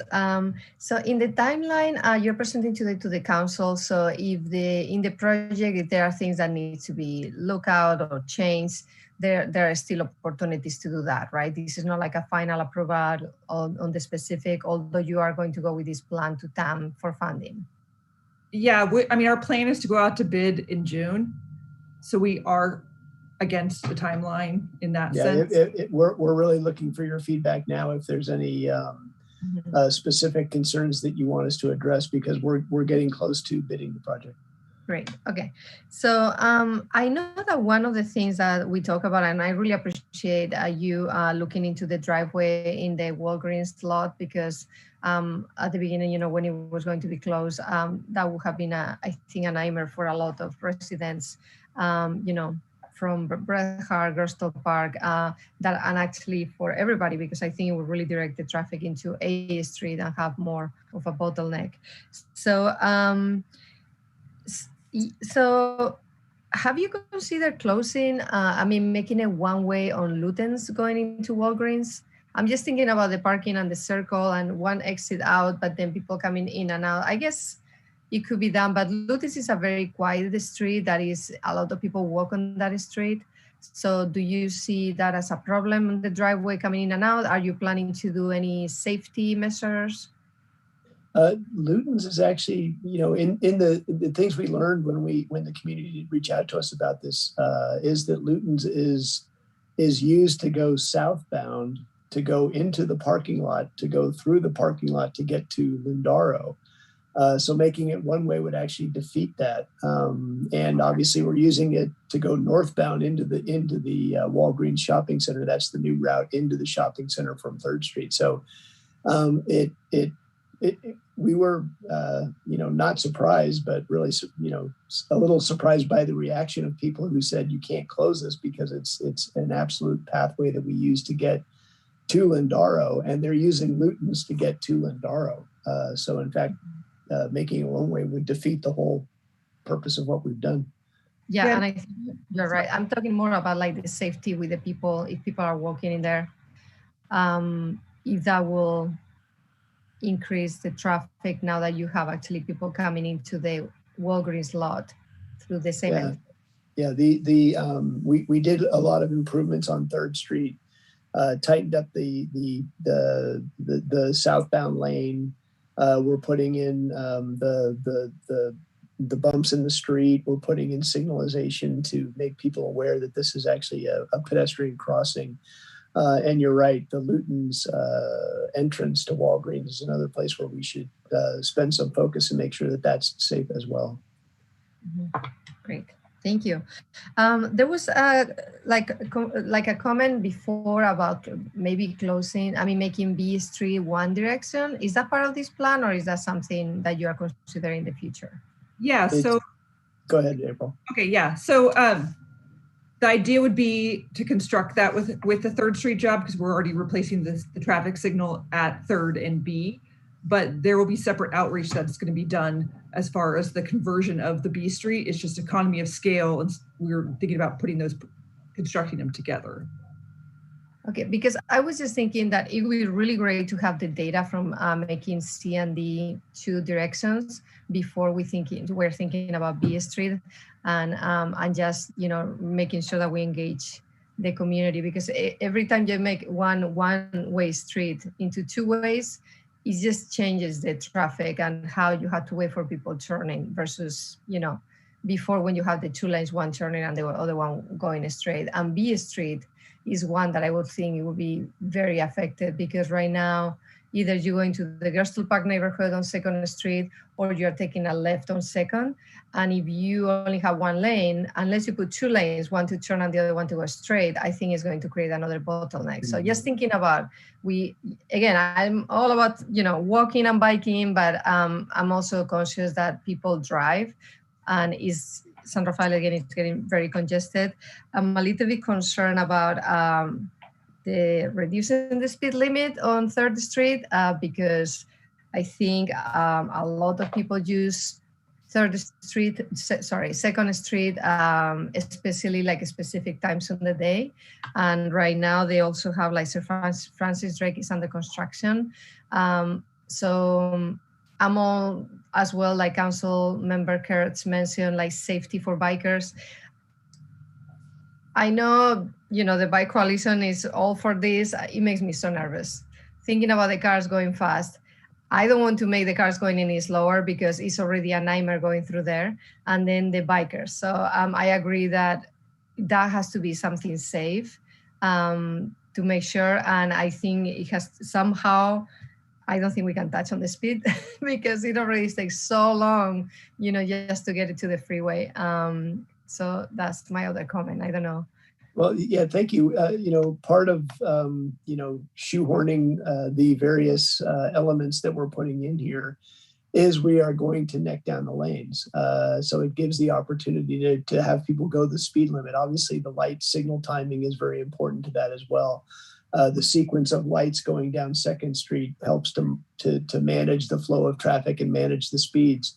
But the lanes will be narrower, and that's very purposeful. We want to try to get people to slow down going into San Rafael, but also going out of San Rafael on 3rd Street, where they, kind of take off down, from East Street down the hill and start to hit the gas to get to Miracle Mile. We want to control those things. So a lot of this project is trying to manage the speeds that are happening on 2nd and 3rd Street as people, kind of get out of the center of town and start to head towards Miracle Mile or are coming into town trying to make the signal. So very good point, Council Member. The speed limits,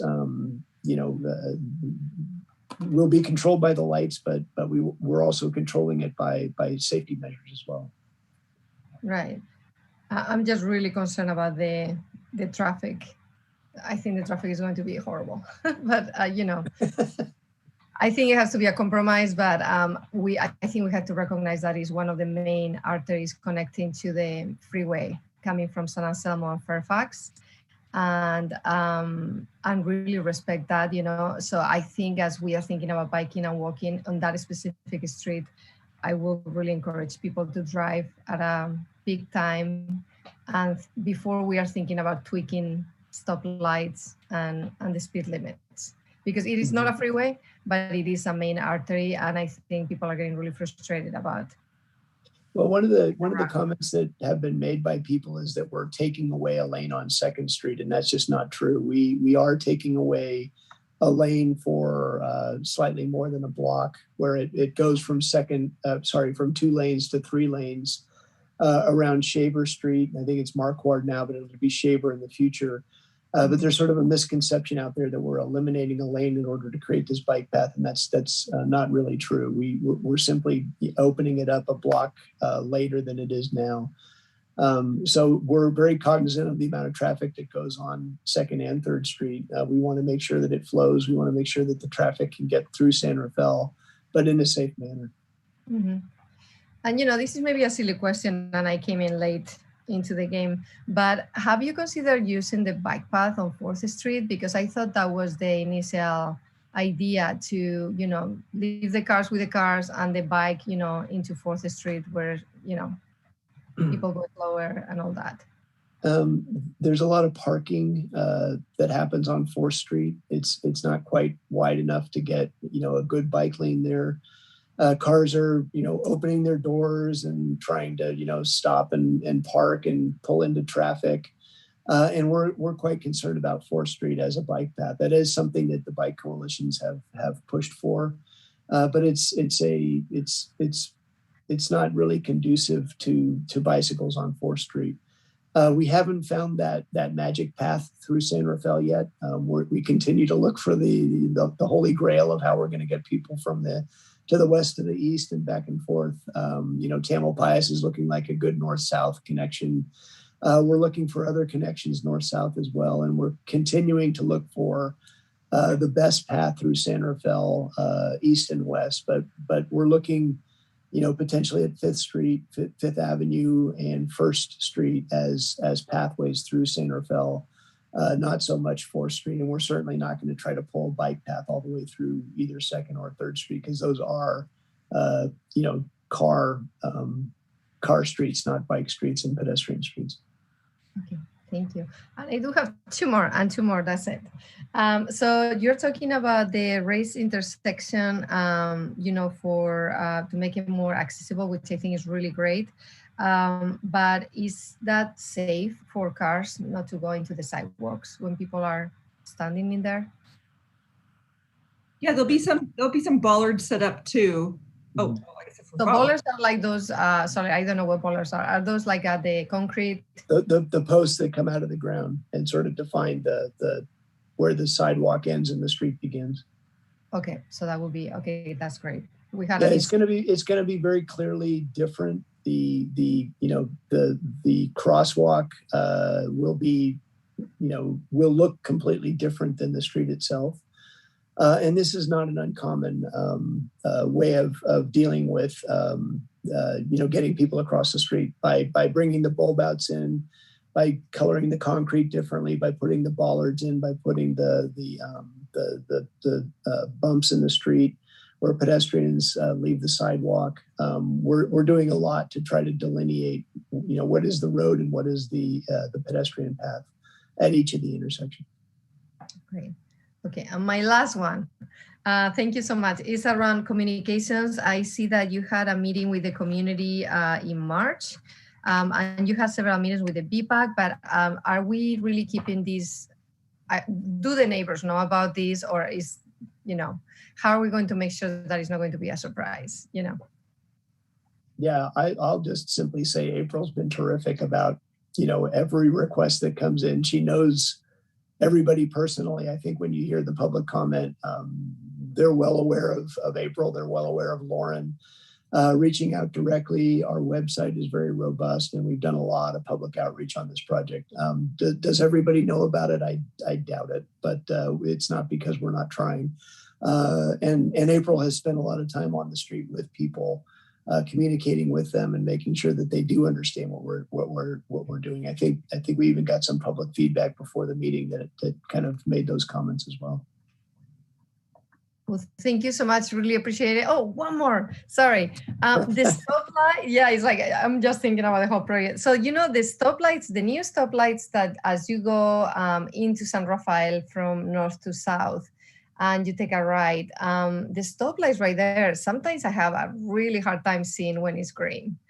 Is that on purpose? Is that like a night light? Do I need to go? It's not a night light. It's a directional light. There's a shield on it that so people can't see it from far away, because there's some cases where there's so many lights, people get confused looking at a light that's actually beyond the light that the intersection is controlling, and they see a green light, and we had that on I think Fifth Avenue particularly, but Mission as well when SMART started running.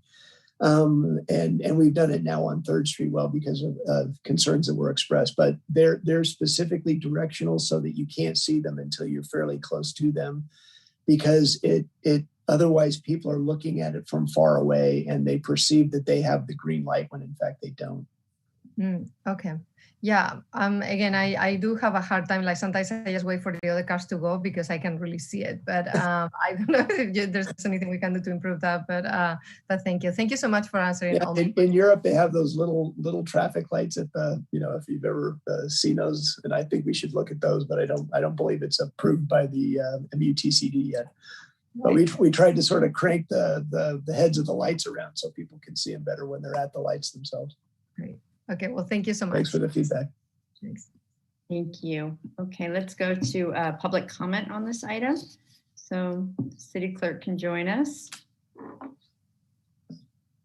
Comment on Zoom, please use the raise hand feature. And if you're calling on the phone, go ahead and press *9 and submit your comments on YouTube in the live chat now.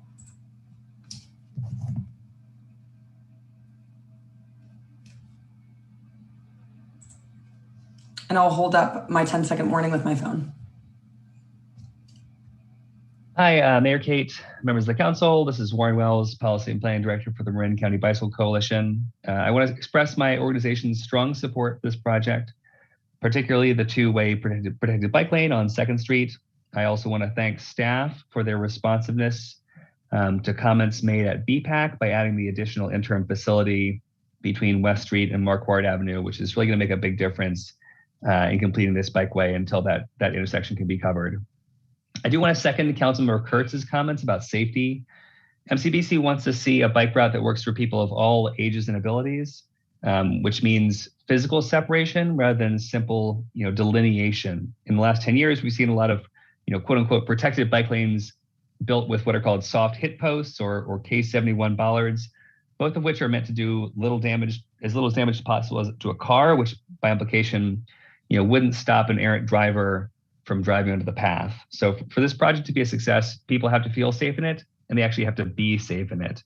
I'm sure that everyone has noticed that there are more and more very large trucks on our streets here in San Rafael and all over the county. And we want to do what we can to keep our most vulnerable road users safe from this traffic. So thank you again for all this work. We're very excited about this project and strongly support it. Thank you, Warren, and thanks for all the input that you guys gave over the last couple of years on this.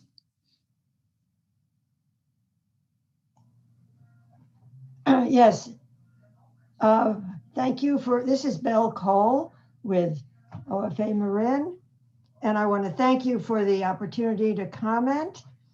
And I just want to support a letter you got from Bill Carney from Sustainable San Rafael on the subject of the 3rd Street project. And I'm saddened to learn that you are considering removing another mature medium tree to address, in addition to the 3 previously slated to be cut.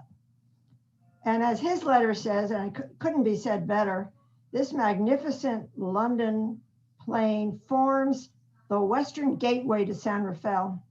Your choice tonight is to save a living landmark that welcomes thousands of people to our tree city each day, or cling to 2 parking spaces.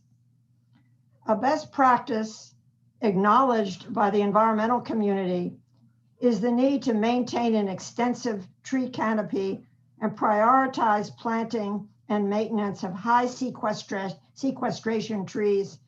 And Carney's description of the tree in question is an example of that practice. And we hope that it's heeded to future tree projects.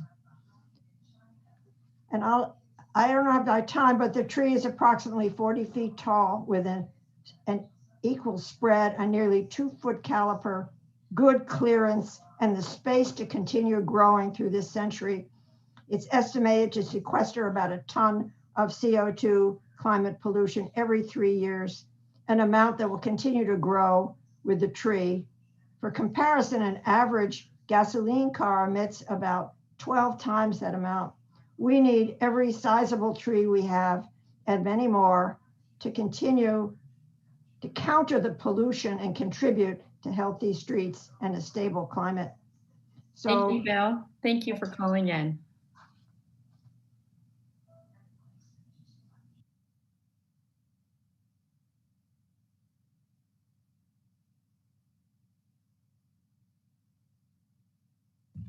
Hi, Jean Severinghouse. Good evening, Council, Madam Mayor and council members. I just really wanted to laud the staff and the city, April, Bill Guerin, Lauren Davini,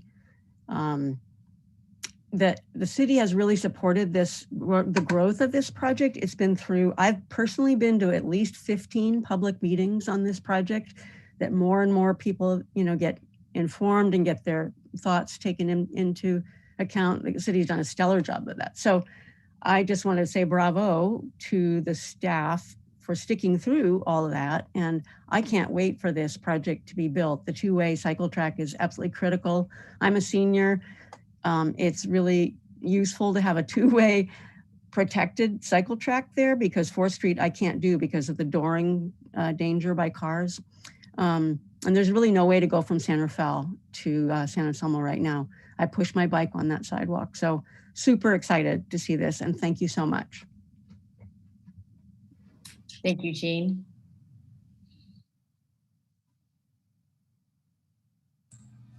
The next caller is by phone, so you won't be able to see my 10-second timer, and Mayor Kate, just so you know, they won't be able to see that. Okay.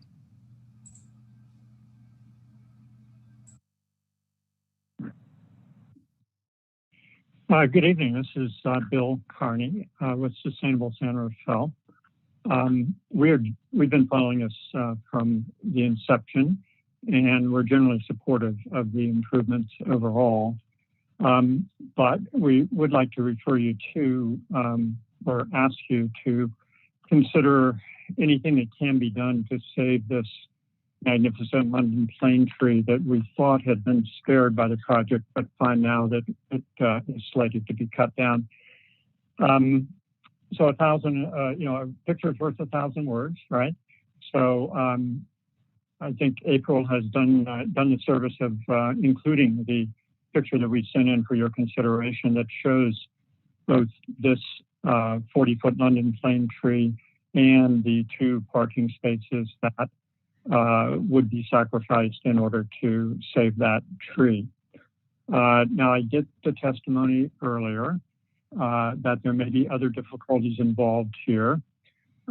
Sustainable San Rafael would urge you, though, to go the extra mile, to sacrifice 2 parking spaces, having no other net loss of spaces in this part of the project area, and restripe the lanes as necessary, or certainly look at that and give that some further study to see if we can't save this really remarkable member of our natural community.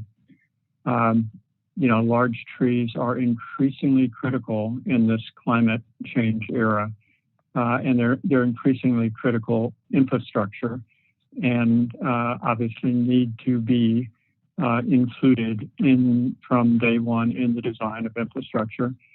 And trees that have been around as long as this one and are serving the carbon sequestration needs as well as this one, and are as well suited to their location, both horticulturally and from an urban design viewpoint, certainly need to be incorporated into major infrastructure improvements like this.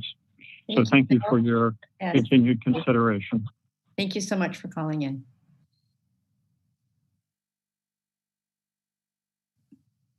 Good evening. Hi, my name is Sunny Lee. I am deeply concerned about the bulb outs currently laid out for A through D Street because I have driven through the newest bulb out that's placed by the D Street and Fifth Avenue right up in front of the San Rafael Safety Center, because I have seen so far twice police, the patrol car making right turn onto Fifth Avenue from D Street, going over the double yellow line in order to safely not to hit the curve. When I saw that twice, even patrol cars cannot make a tight right turn without going over the opposite direction of the vehicle lane. That is, I consider as a not safe. So I would sincerely request to reconsider the bulb out positioning on all those A to D Street. I consider this is not a safe way to make a turn without hitting the bulb out curve, and a lot of cars being damaged because of that. Thank you. Thank you, Sunny.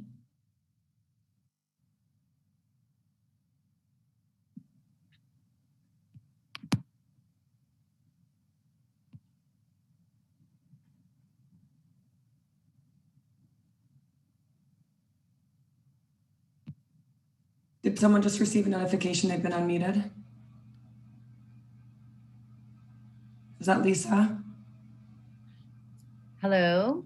Hi. Hi, it's working. Oh, yay. Hi, this is Binky or Lisa Merigian. I just want to express a couple of views here. Number one, thank you so much to April Miller and Lauren Davini for taking the time to listen to so much of the community feedback. I know you guys received a number of letters through various avenues, and you made an effort to read and listen and talk to each one of our concerns. And I can't tell you how much I know I personally appreciate that.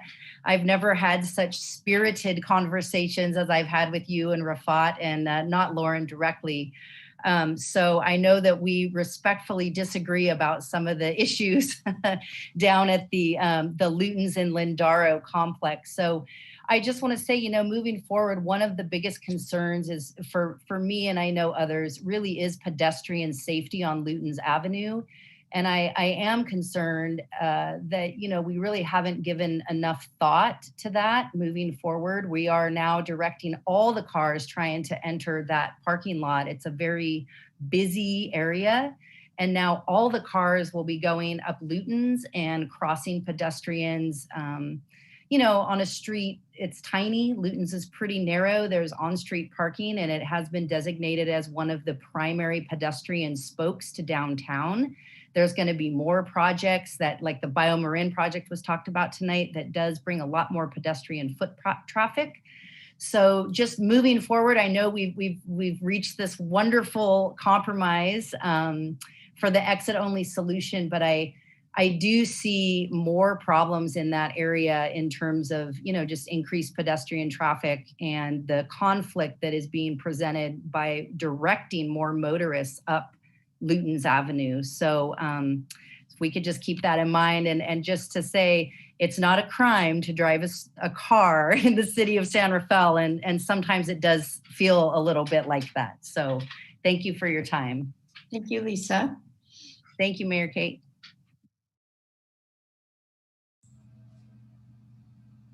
And this is another caller by phone, so I'll give my 10-second warning, but they won't see it. Okay.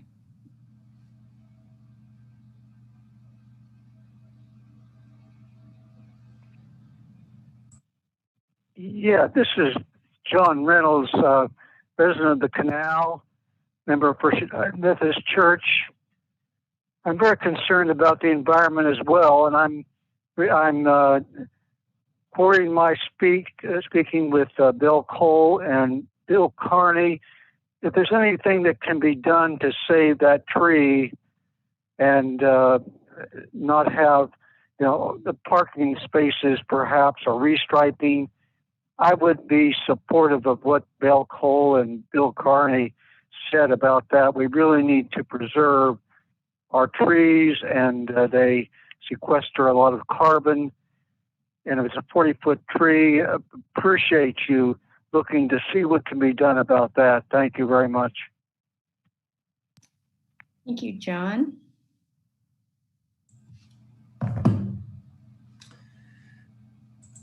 Okay, we've got some YouTube comments and we did receive quite a few letters submitted in a petition format while the city council was in closed session. So I'm going to read the petition and then I'll read the names of those submitted so we don't read it multiple times. Mayor Kate and members of the city council, I'm writing to express my strong support for the 3rd Street rehab project, particularly the two-way protected bike lane on 2nd Street between Shaver Avenue and Marquardt Avenue, including the interim bike lane between West Street and Marquardt Avenue. This would create a low-stress bike route between Gersel Park and West End Avenue, a crucial east-west route. Thank you very much for your time and consideration. This was from Chris, Donald Herzog, Parker Day, Rodney, Rick Coates, Lauren, Greg, Sarah, Sean, Matt, Emily McFarland, Douglas Kelly, Dr. Jeffrey Fletcher, Hans, Richard and Allison Whitaker, Henry Diaz, Deborah Melvin, Mike Farrow, Patrick Walsh, Susan, Barbara Jean Jones, John Inasetti, Dave Rhodes, Andres, Raul Wirtz, Teresa Kamler, Scott Ferguson, Mike Cass, Christopher Lish, and Bill Melbestad. The next comment was, we support the 2nd Street Bike Path Project. Good evening. I highly support the protected bike lane on 2nd Street. It's difficult to navigate that section of 2nd as cars zoom past and don't give much space, even when you ride as fast as you can and take the full lane. This would make the area so much safer to bike for everyone, especially families that want to bike together to San Anselmo, Fairfax, and back. Thanks, Max of Gersel Park. Dear City Council, I'm writing today to express my support for the Department of Public Works. Oh, you know what? This was Lisa Merigan's comments, and she did provide her 2-minute comment, so I'll skip that one over for this. This is from Phil Mooney from Gersel Park, writing to applaud city staff for their collaborative work on the 3rd Street Rehabilitation Project. I encourage City Council to approve the project with its two-way bikeway, providing a critical EW gap, east-west gap closure for bikes and pedestrians between Gersel Park and West End. I look forward to a safe and stress-free route when riding with my family. This is from Nathan Cohen. Encourage the approval of the two-way bike lane along 2nd Street.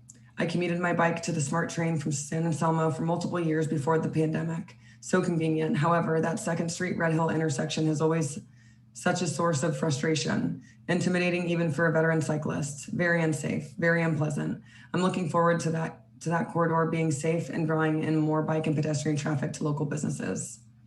This is from Kate Powers.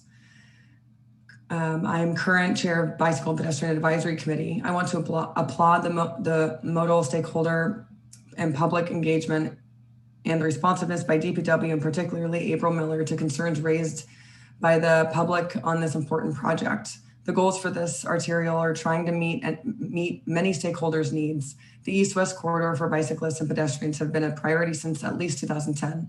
The project meets the priorities of increased safety and connectivity and complete street projects. I encourage this type of public process for future such projects that are constrained and yet must meet the needs of those impacted. And there's another verbal comments. Hello. Hello, go ahead. Hi, this is Lori. I would like to say thank you to everybody who's been working on this. I will hope that the council notices that every single person that has called in, other than Bill Carney, Lisa, and Sunny, is on the bicycle committee. I have been to every single one of these meetings. I am generally the only one there who is not a bicyclist. All of these things go out to the bicycle committee. And you need to know the public does not know about this, no matter how hard somebody tries to tell the public. If you only go through the bicycle committee or through the people that we got to sign a petition, that's not going to get you to the public. So I need you guys to be aware of that. And I mentioned that to Mayor Phillips a long time ago, and he actually stopped the meeting and looked at Bill and said, Bill, this is correct. It's only the bicycle people that are talking about this, and nothing has changed. So that's really my only comment. I love what you guys are doing. I really hope that the council realizes that it is literally only going to the bicycle people or anybody who's willing to go to a bicycle meeting, which is me. And that started years ago when I learned that the only way I'm ever going to find anything out about my streets is if I go to the bicycle meetings. So thank you. Thank you, Lori.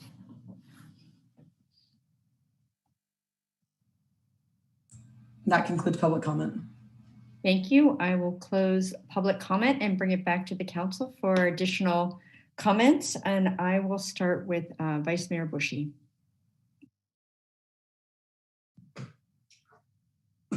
Well, I think we do need to realize that this is a big deal.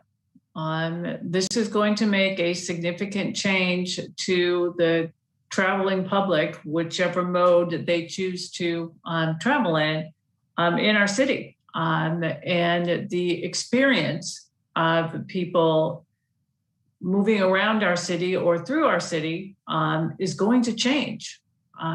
There's a lot of positive things about it. I think it brings the different modes to the forefront, gives them more equal balance, and is a more modern approach to the different modes of transportation. But we need to realize this is going to be a big change that thousands of people, maybe tens of thousands, that use the regional arterials every day are going to experience something very different. And this is all after the fun of the construction stage. That's going to be a particular challenge in and of itself, but it always is.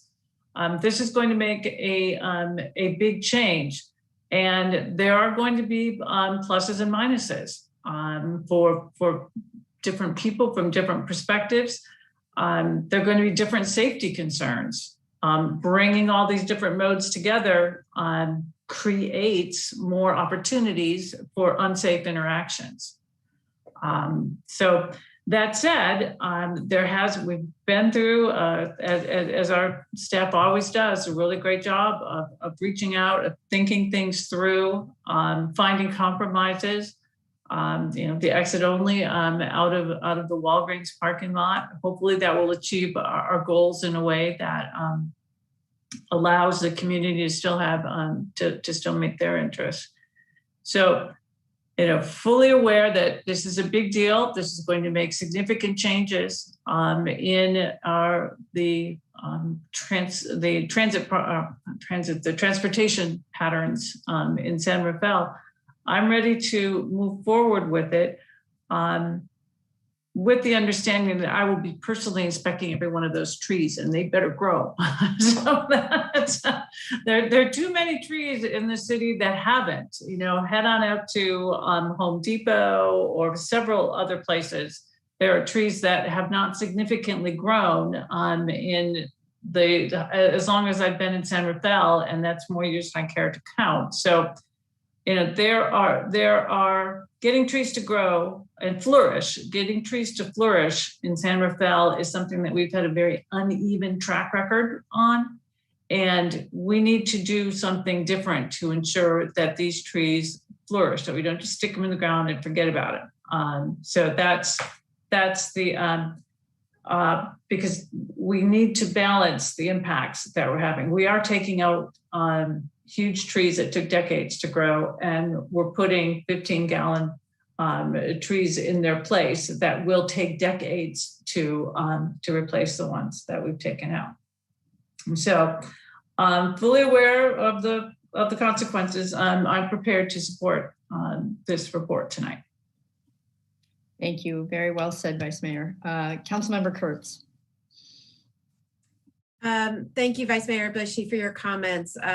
Very helpful in terms of thinking through this project, and appreciate your history you've had with it over the years. I'm looking forward to it. I do think it is going to be a change. I think the ongoing, as did prior, the outreach to the community and to the whole community. I know the business community has been engaged with some of the changes in the conversation, as well as the general public and the bicycle community. And so I think that's going to have to continue, and more so as the changes start coming forward. But I do support the project. I think it is the way we need to go in terms of how we're promoting our community in terms of using something other than cars these days. So I love the idea of the bike paths, and safety is going to be my top question and concern always. So I appreciate that. Thank you. Yeah, thank you. Great comments. Councilmember Micah. Yeah, so I also support the project. I think you had some feedback tonight that I hope we can look into. I would love to save the tree. I mean, can we do something about saving that tree? I know there are like 2 parking spots. Can we find it somewhere else? I don't know. I agree with Vice Mayor Bushy that it takes a long time to grow these beautiful trees.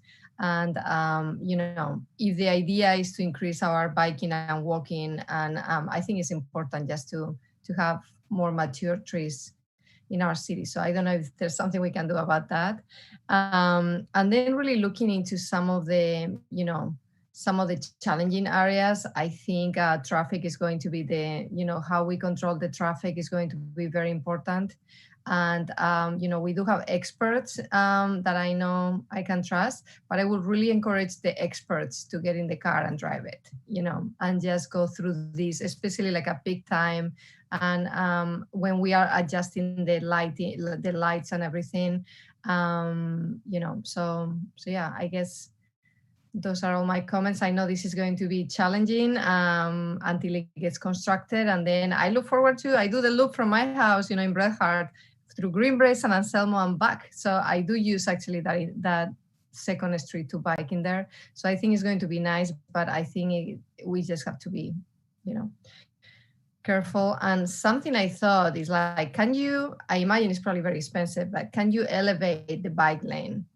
So it's at a different level than when I'm thinking about Sir Francis Drake and they have a walking path, it's a different level. So just to keep things safe. So that was another comment I have. So I look forward to continue the conversations and really encourage to reach out to the entire community as well to make sure that everybody knows about this and there are no surprises when we start. That's all. Thank you so much.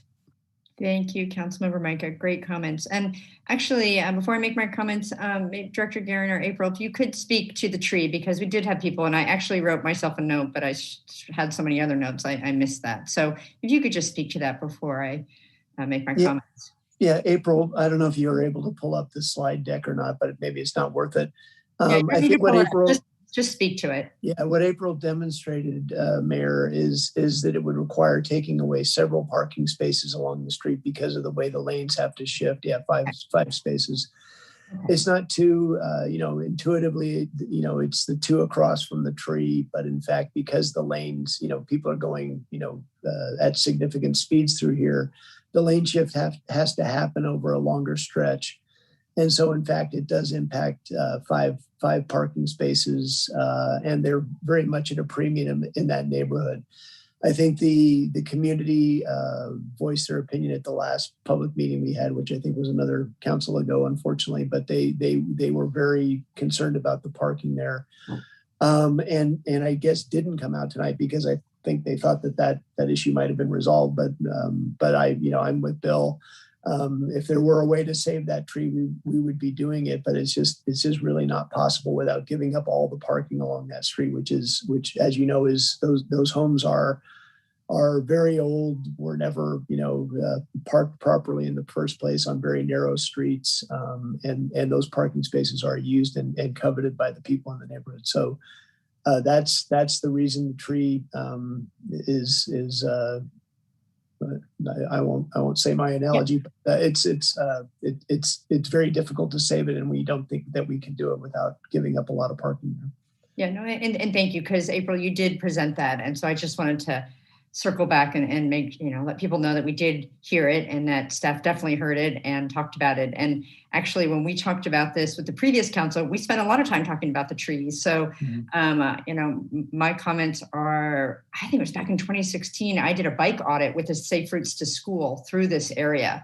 And I mean, there is a way you can get on 2nd Street, but this area is so constrained. So I can't be more excited than to have it. I know it will be built in a way that is safe, and people that live in the West End, which is the neighborhood where I live, near Sun Valley, people really have been asking for something like this. It'll get us, I'm thrilled actually that you've been able to look at all the different, I think it was Kate Powers talked about the different stakeholder needs. Boy, talk about it. There's so much going on here. And when I first saw this project years ago, I thought, oh, we'll take out the parking. And then because I did the bike audit and went there is no parking. I mean, you really, there's no parking on site where the houses are, as you just said, Director. So really having to balance all of that. And I think it's a really elegant solution. And fully support it. I wanted to, let me see, you had asked, April, you had asked about a mural. Yeah, public arts, awesome. So, whatever you want to do, we have right now a fledgling pilot public art process. So, the other council members hadn't weighed in on that, and they can weigh in. Vice Mayor's nodding her head, yes. But I think all of us, more art is better than less art. And I also wanted to underscore that frequently asked question, the website, you have done a magnificent job, all of you. There is so much information on that. So for people that have called in and said there's not been enough outreach, do help us send the link to all your friends. We'll put it in the snapshot and let people know, because the information is absolutely there. Getting people to focus on it, that might be something different, but the information is there. So I'm so excited that April 2017 and now we're in April 2021, and to have this decision sounds like it's going to be passed this evening. So those are my comments. I would love to hear a motion regarding this project.